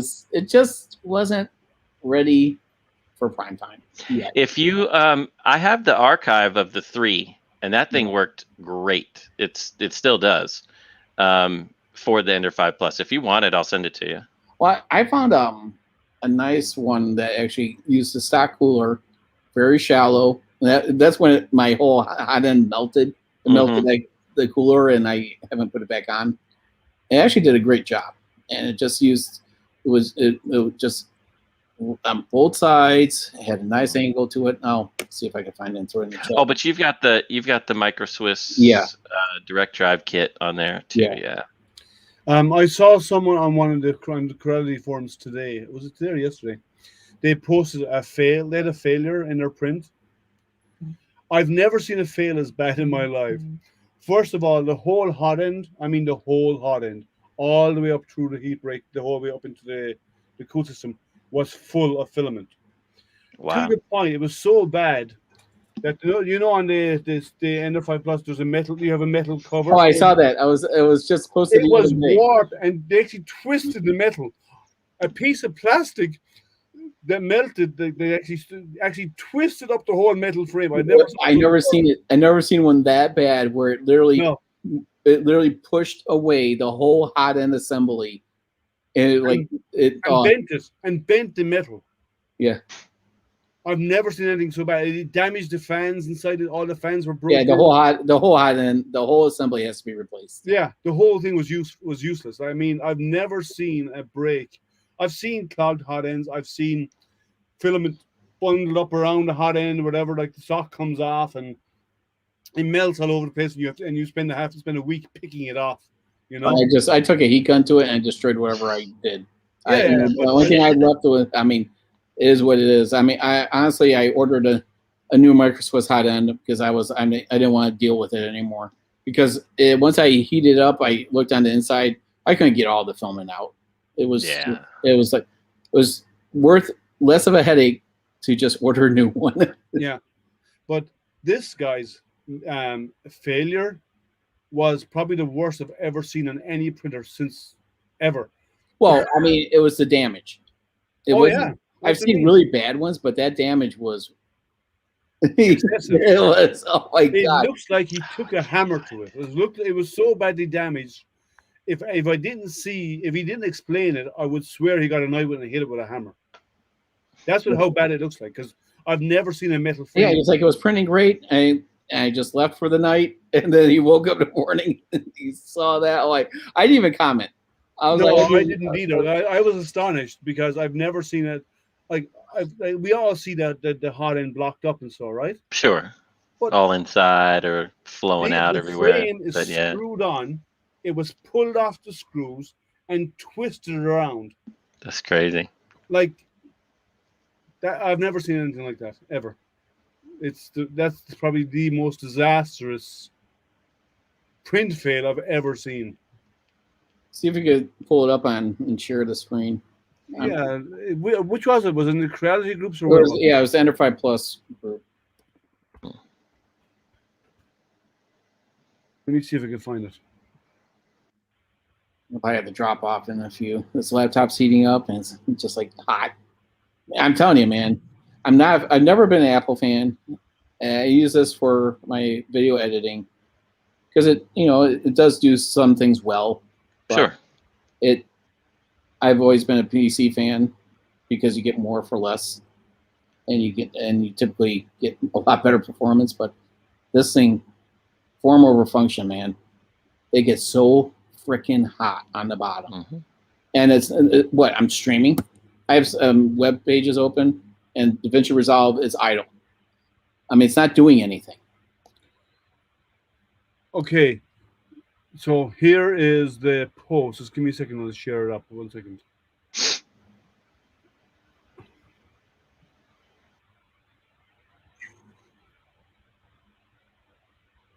You're not going to believe this mess. That frame is metal. That's metal. Yep. Let me see. Wow. That's crazy. That, yeah. It even cracked and melted and twisted the He fan. conformed the fan. The fan fared better than the fan cage.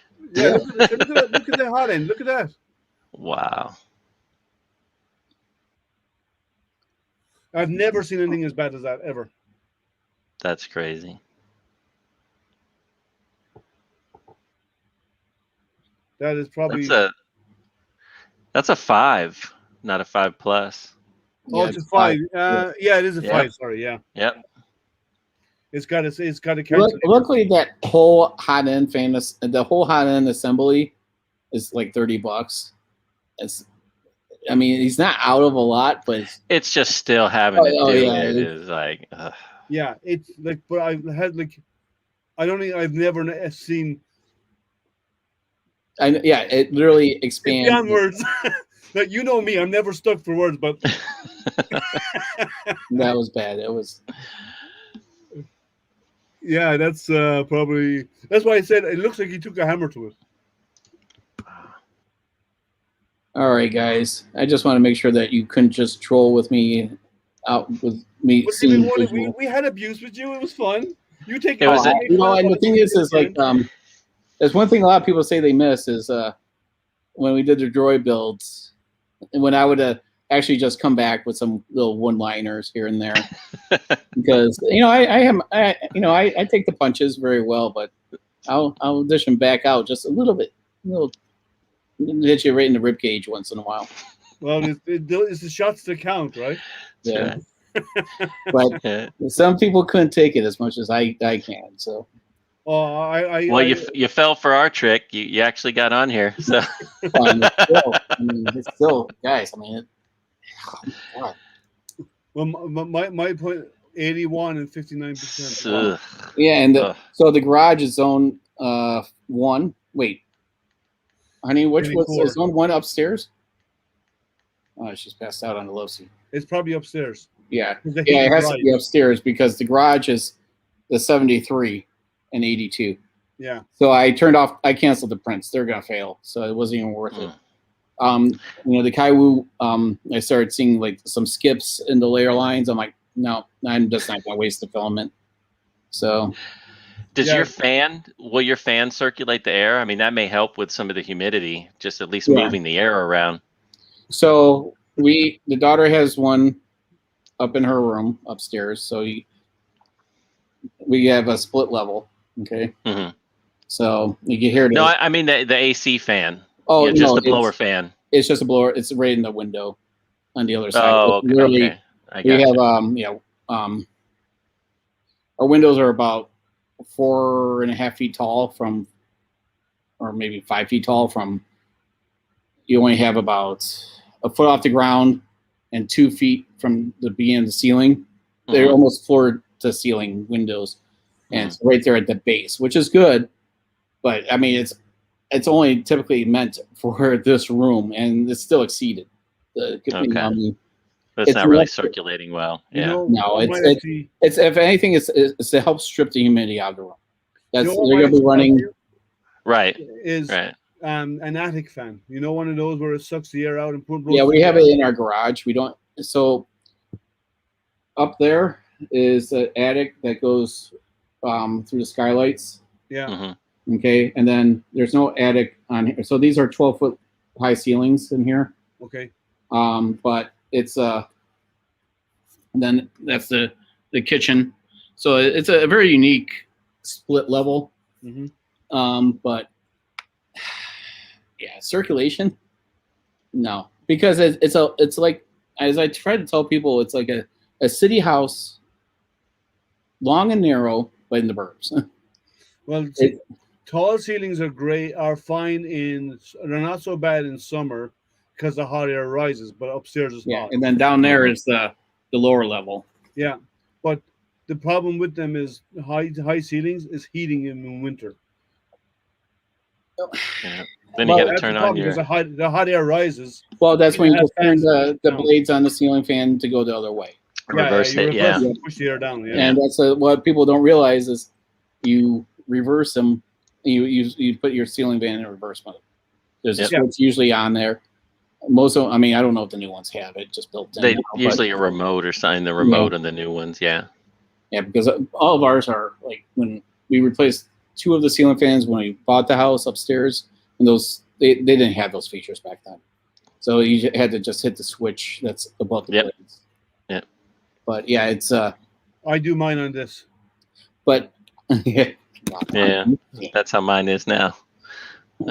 Ours is mostly decorative though. It's just our living room is it's a open floor plan, so just everything downstairs is just open. So it's just a big space. So I had to get like a 75-inch fan just for it to look normal. I mean, that's in the living room, and it's a decoration. Well, I mean, here you got that wall, right? It's like kind of useless. I don't get it. We never did. It's like, just do we make it a half wall? Chop off everything from the stairs. You can see the one speaker. I can always move that, but it's kind of weird. It's like, just open it all up and that just goes right into the kitchen. That's where Kieran would put all his macrame and have it flowing down. Yeah. Yeah, it's when the guy was like, when he came over to look at the house, he's like, 20, really? It's 1,246 square feet. I'm like, yes, trust me, it is. And he's like, man, that just seems so low for this house. I'm like, no, it's there. Trust me. Because when we sell it in 6 years. Bet you do. Yeah. Won't be long before we see his printer sitting in a macrame basket. Well, hey, but I did get that 90-inch TV for free. So there you go. Hey. So that's nice. Feel like beads with milk. yeah, it's off now because it's like a heater. So no, the Christmas tree goes right here, and you got the fireplace right there, right? I was gonna put the stereo cabinet in the wall, but that was like recessed in. Yeah, but it's a lot of work.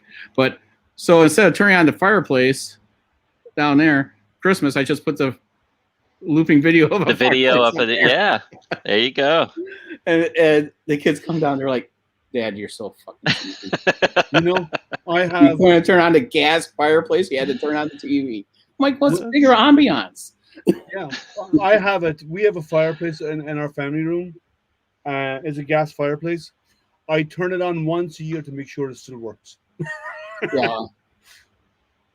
Like we have central heating, so why would we need it? Yeah. And you could do what John does about putting up the video. Like even on Netflix, if you go to Netflix over the holidays, they have a log fire video where you actually watch log fire. Yeah, nice in found HD. The longest one. Yeah. I found the longest one. I put on YouTube.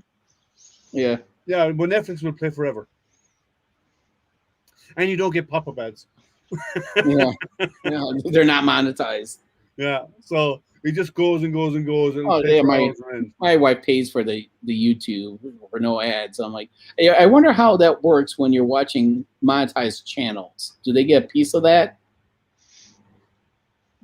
You're the YouTube people. I don't know. I'm not sure actually because I'm not monetized, so I'm not like John. I mean, you should because it's still a view, and I mean, whatever you're getting paid for a regular view, I mean, they should at least share that with you.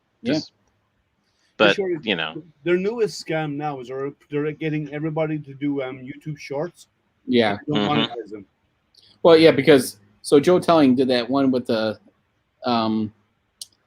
what the duck, the snowball duck or whatever. Oh it yeah, is. yeah. He said that he made like less than $100 out of the millions of views that he got. Wow. Yeah, that's Yeah, there isn't much money in it, but like I did a short the other day because I was printing chameleons. So I took video of the chameleons printing, and then I put on Boy George's song Karma Chameleon. That was the song I was playing. yeah. So when it gets monetized, you're gonna. No, they Yeah, don't yeah. monetize shorts at all, ever. Oh, they don't monetize them? No, they are less than 60 seconds long, maybe about 15, 30 seconds as average. And they do Well, not they say monetize- 60 seconds or less. Yeah, but there's no monetization enabled on them. Well, Joel said he made some money on it, so there has to I be don't at know least how one. because they give you the music. Oh, they do. Yeah, the music is provided by YouTube. You don't add it yourself. They actually provide it on a list. You can choose a song you want. You can search for a song. Can you do And voices or no? Sorry? Can you voice over it or no? No. Well, I haven't You'll tried be it. able to. Why not? They're Maybe trying to you compete with like TikTok and Instagram and stuff. Yeah, but so what you do is you have to record it on your phone because you can't do it any other way, right? Yeah, because they want it up and down. That's the Mhm. thing is Yeah. they don't want it landscape. They want it up and down. No, I did mine landscape and it worked. Well, it flipped your video automatically into Oh, did portrait. it? Yeah. Yep. If you go Oh, watch you it, saw? it's portrait. Yeah. And Oh. I think your music is gone too. Oh, I have to 'Cause check it out. There was you talking about it, about there being 32 chameleons printing. No, that wasn't the short. That was different. That was just a video. That was Okay, now I gotta look up your video. Oh, okay. Maybe it was something No, else. because I did a short. One of them because when you go to shorts, you can choose to record your own, and then that's where it plays directly. Did you post it somewhere else? No, only YouTube because that's all. That's the only place I would have seen it then. I did the other ones about I did about the 32, and I did that. But I remember that. Yeah. if you go to YouTube Shorts, you'll find it. No, I remember watching. I remember it popped up, and I was like, "Oh, I'll give him 20 seconds." He says almost 4 hours. I mean, I'm not heartless, you know. He said, "Give me 20 seconds." He says almost 4 Oh, hours. yeah. It flipped it. You're printing on the side, buddy. Oh, Yeah. Okay, I didn't know. Okay. Yep. Yeah, it only puts it in portrait. Yeah, Yep. all the shorts, everybody's shorts are. Does it need the in music portrait. in? Yeah, the chameleon's on its side. That's what. How about the It music? tells you didn't follow the instructions. I know No. you think they're called directions, but they're instructions. Okay, you didn't follow the instructions. It says it has to be portrait mode. Wait now, I believe that these rules are a bit like Turkish rules of the road. They're suggestions. Is there music I don't on it, have to John? follow it, because now Is there my music? video looks like John did it and did it on its side. Yeah, John I blame John. Is the music on it though? Hold That's what on. I'm wondering because I don't Let me remember play the music in it. Yep. Oh, okay. Yep, Maybe- but Maybe I had the sound off. Mm. yeah, but So yeah. it was just you. Then. You got to turn your head now. But to I the remember side. you saying there's 32 chameleons printing here, and I I remember know, I having to think- go, That's written on the screen. Yeah, so "Oh, okay, maybe I had the sound off and I just read it." Okay, that's yeah, so you just have to have a laptop that have a gyroscope in it, and you just turn it to the side, you just and flip it over. you're all set. Or your TV if it's on a swivel. Well, in future, I'll make sure that they're in. It's in. So when we ever watch Astro Printer shorts now, which sounds wrong, I don't want to see Astro Printer shorts. but it's not boxers. So Wait, who it's, says I have any? wow, Oh no, no unboxing. yeah. There's unboxing on Saturday. I'm not unboxing, not unboxing. Not an unboxing. Saturday morning, 11 a.m. All right, I'm gonna let you go. I'm gonna go watch See you. David Wilson's video here. Yeah, I got to jump off too. I got to eat something before it gets Well, too I late. I have to get to sleep because it's almost 11 o'clock my time. Karen, be thankful he's wearing shorts. I never said I was. He has Karen. He hasn't stood up yet. No. You should be grateful for a I lot more always than that. remember Kieran. it. You can see from here up. Just remember. That's right. Oh Wait. wait, the Ring app Yeah. went off again. There's a coyotes. Let's see. We get nothing but coyotes. Oh no, severe thunderstorm warning. Once again, Do you get warnings about coyotes? I do. coyotes all the time on this thing. Yeah, We I constantly don't get the get warnings neighborhood of them. alerts and stuff and warnings for coyote packs. We don't get warnings. I hear them all the time in this area. I mean, like I can go outside, and most evenings, and you can hear them. I have a video I have to find on my phone. Okay, One so night, they were so loud. They were actually in my backyard, a pack of them. I mean, and they were hollering and yelping. It was unbelievably loud, and my door camera picked it up. I didn't know they could jump over 6 feet high Oh yeah, they can just leap a fence. until I moved out here, and they jump over walls, and yeah, it's like okay, so one thing I just never understood here: lost bird. You know how many times I see this on the Ring app? Oh, I lost my bird. Okay, do you think that people could just catch your bird for you? Oh, is that the next door app? Yeah. This the Ring app. Oh, Lost a gray and white cockatiel. Okay, Yeah. let me know how I could catch it. Do I call its name? No. I mean, please. respond saying was very yummy. Yeah. Yeah, my condolences. Well, so people like get a quail, get a white so there was a quail, there's a and take a picture and say found him. so there was a shooting, which is tragic, right? Yeah.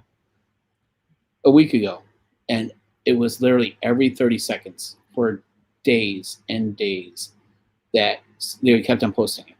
And so finally people were saying, did a coyote do it? I mean, it's bad, right? It really is. It's distasteful, but okay. We have this is great for sharing like dogs. There's lots of ones of dogs. That's why I think this is great for, right? Dogs all the time on here. Mm-hmm. And, literally every other one. Hey, have you seen this dog? Great thing to do. But when you're saying, come on, stop. It's large coyote. They don't run away if you keep them inside or on a leash. Yeah. But, otherwise. Is that children or coyotes you're referring to? Yes. Yes. Suspicious activity. Lady runs towards our backyard and walks behind white car. Let me see if I can find. How suspicious was she? Yeah. Well, okay. Let's. Sorry to keep you coming here, but let's see what the comments are. That's what I live for. Very simple. Teenagers sneaking out, cutting through your neighbor's yard. I gotta say it. She's buying drugs. I have a question for you. What app is that again? Ring. It's either like neighborhood or the it's a neighborhood or next door or something, but that's all part of the Ring. Yeah. Let me see if I have the recorded video of the coyotes. I don't know if I captured it. I know I downloaded it, but I posted on my own personal YouTube. And the coyotes here all the time, and nobody posts about them because they're everywhere. Yes, this is a coyote.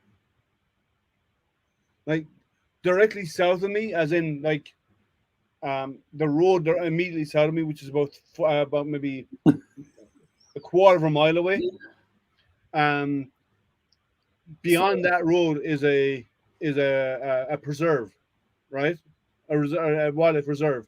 So we have coyotes in there, and directly north of me is Proud Lake State Park. So you get coyotes all over there. So I can go out almost any night, and I'll hear them yelping and hollering in the area. They're out hunting. Oh, this is a great comment here. This is what I love about reading them. It's not the coyote you have to worry about unless you see the Roadrunner or a big crate from Acme. Okay, let me see if you can hear this, right? This is a video. I actually did capture it. Meat. Listen. Yep. Have you ever heard a rabbit getting slaughtered? Yep.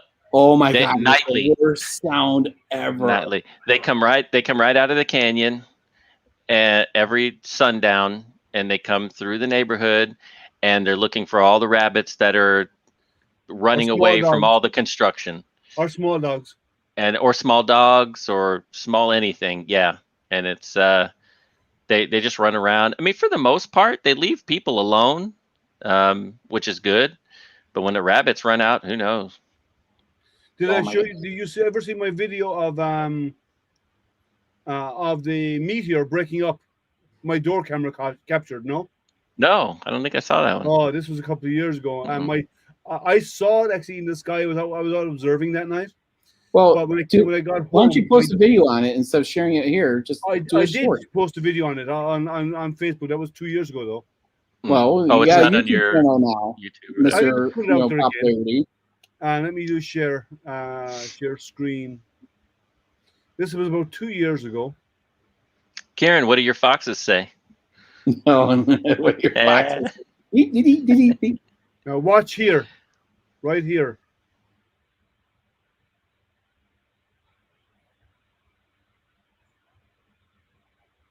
Is it soon? There. Oh, cool. Wow! Look at that. That's cool. Okay, that's more impressive than I thought it was gonna be. Yeah. Okay, because I'm like, this is gonna be not satisfying to watch. But I don't care that your pizza man threw your food on the ground. That's cool. Like that's super cool, right? Look at that. Yeah. I actually saw that in the sky. I was out actually observing that night, and I came home and I said, it was in the sky. I wonder if my camera got it, and my doorbell camera caught that. Yeah, that's cool. And you know where that was? That was over Lake Michigan. Oh wow! And I'm on the other side of the state. Yeah, that's cool. Yeah, okay, I was really expecting disappointment, and you pulled it off. He did. Disappointing. Yeah, that was really cool. Yeah. Yeah. But why wasn't it in color? Because at nighttime. I'm kidding. But it was cool. It's super cool that it worked out, though. That was very disappointing, though, that it wasn't in color. Yeah. I think you need to colorize it. Colorize it. Panavision. There you go. I'll get each frame, and I'll get out some pens, some felted pens. Well, they used to do that They used to. Yep. Yeah. That's why it took 2 years for a movie to come out, because they were coloring it in by hand. Coloring the cells. Yeah. But still, I got so lucky that night. And then the coyote one meteorite in my backyard. All right, peeps. Great stream. I look forward to you guys trolling with or without me. Always, if it's you. And I'll see you trolling. I'm really tired. So you'll be trolling my channel on Saturday morning? I work all weekend, so it's 7 days a week, buddy. So I try to share the love whenever I get a free moment. So, but I'll be there if I'm up. Wait, it's 7 a.m. your time, Liam? No, it's 11 a.m. That's 8 a.m. your time. Oh, yeah, I might not be up. I scheduled it for 8 a.m. The East Coast can be on it, and Europe. That's why you do that middle hour. Yeah, I might be up. We'll see. I'll call you. I want to see I do want to see the smart. Which one is it? I want to see something smart on your channel. So. What are you? I had to throw in the last one before I go eat. I'm starving. I gotta go. Okay, later. No, I got a CR10 Smart to be unboxed on Saturday. Oh, I'm sorry. Well, I haven't watched other people's reviews of it, so. You won that one. Because I you won it. I won that. Right? Yeah, that thing has got a lot of issues with the bed leveling. Don't tell him. We want to see it. We want to see it raw. Yep. No, what did you say? No, nothing. You have to rewind it to watch. Okay, all right. Later. Yeah. All right, guys. It's fun as always. And remember, check out Tripod's channel if you want to see how printers don't work, and then subscribe to my channel if you want them to actually see him printing. I mean, after 3 hours of a live stream, it may work. Sorry? Nothing. 3 hours of a live stream? That's with fun, with support. At least it works. It's not working. How the hell? I'll call you. I need it broken. All right, guys. Later. Fun as always. Thank you for everyone who joined.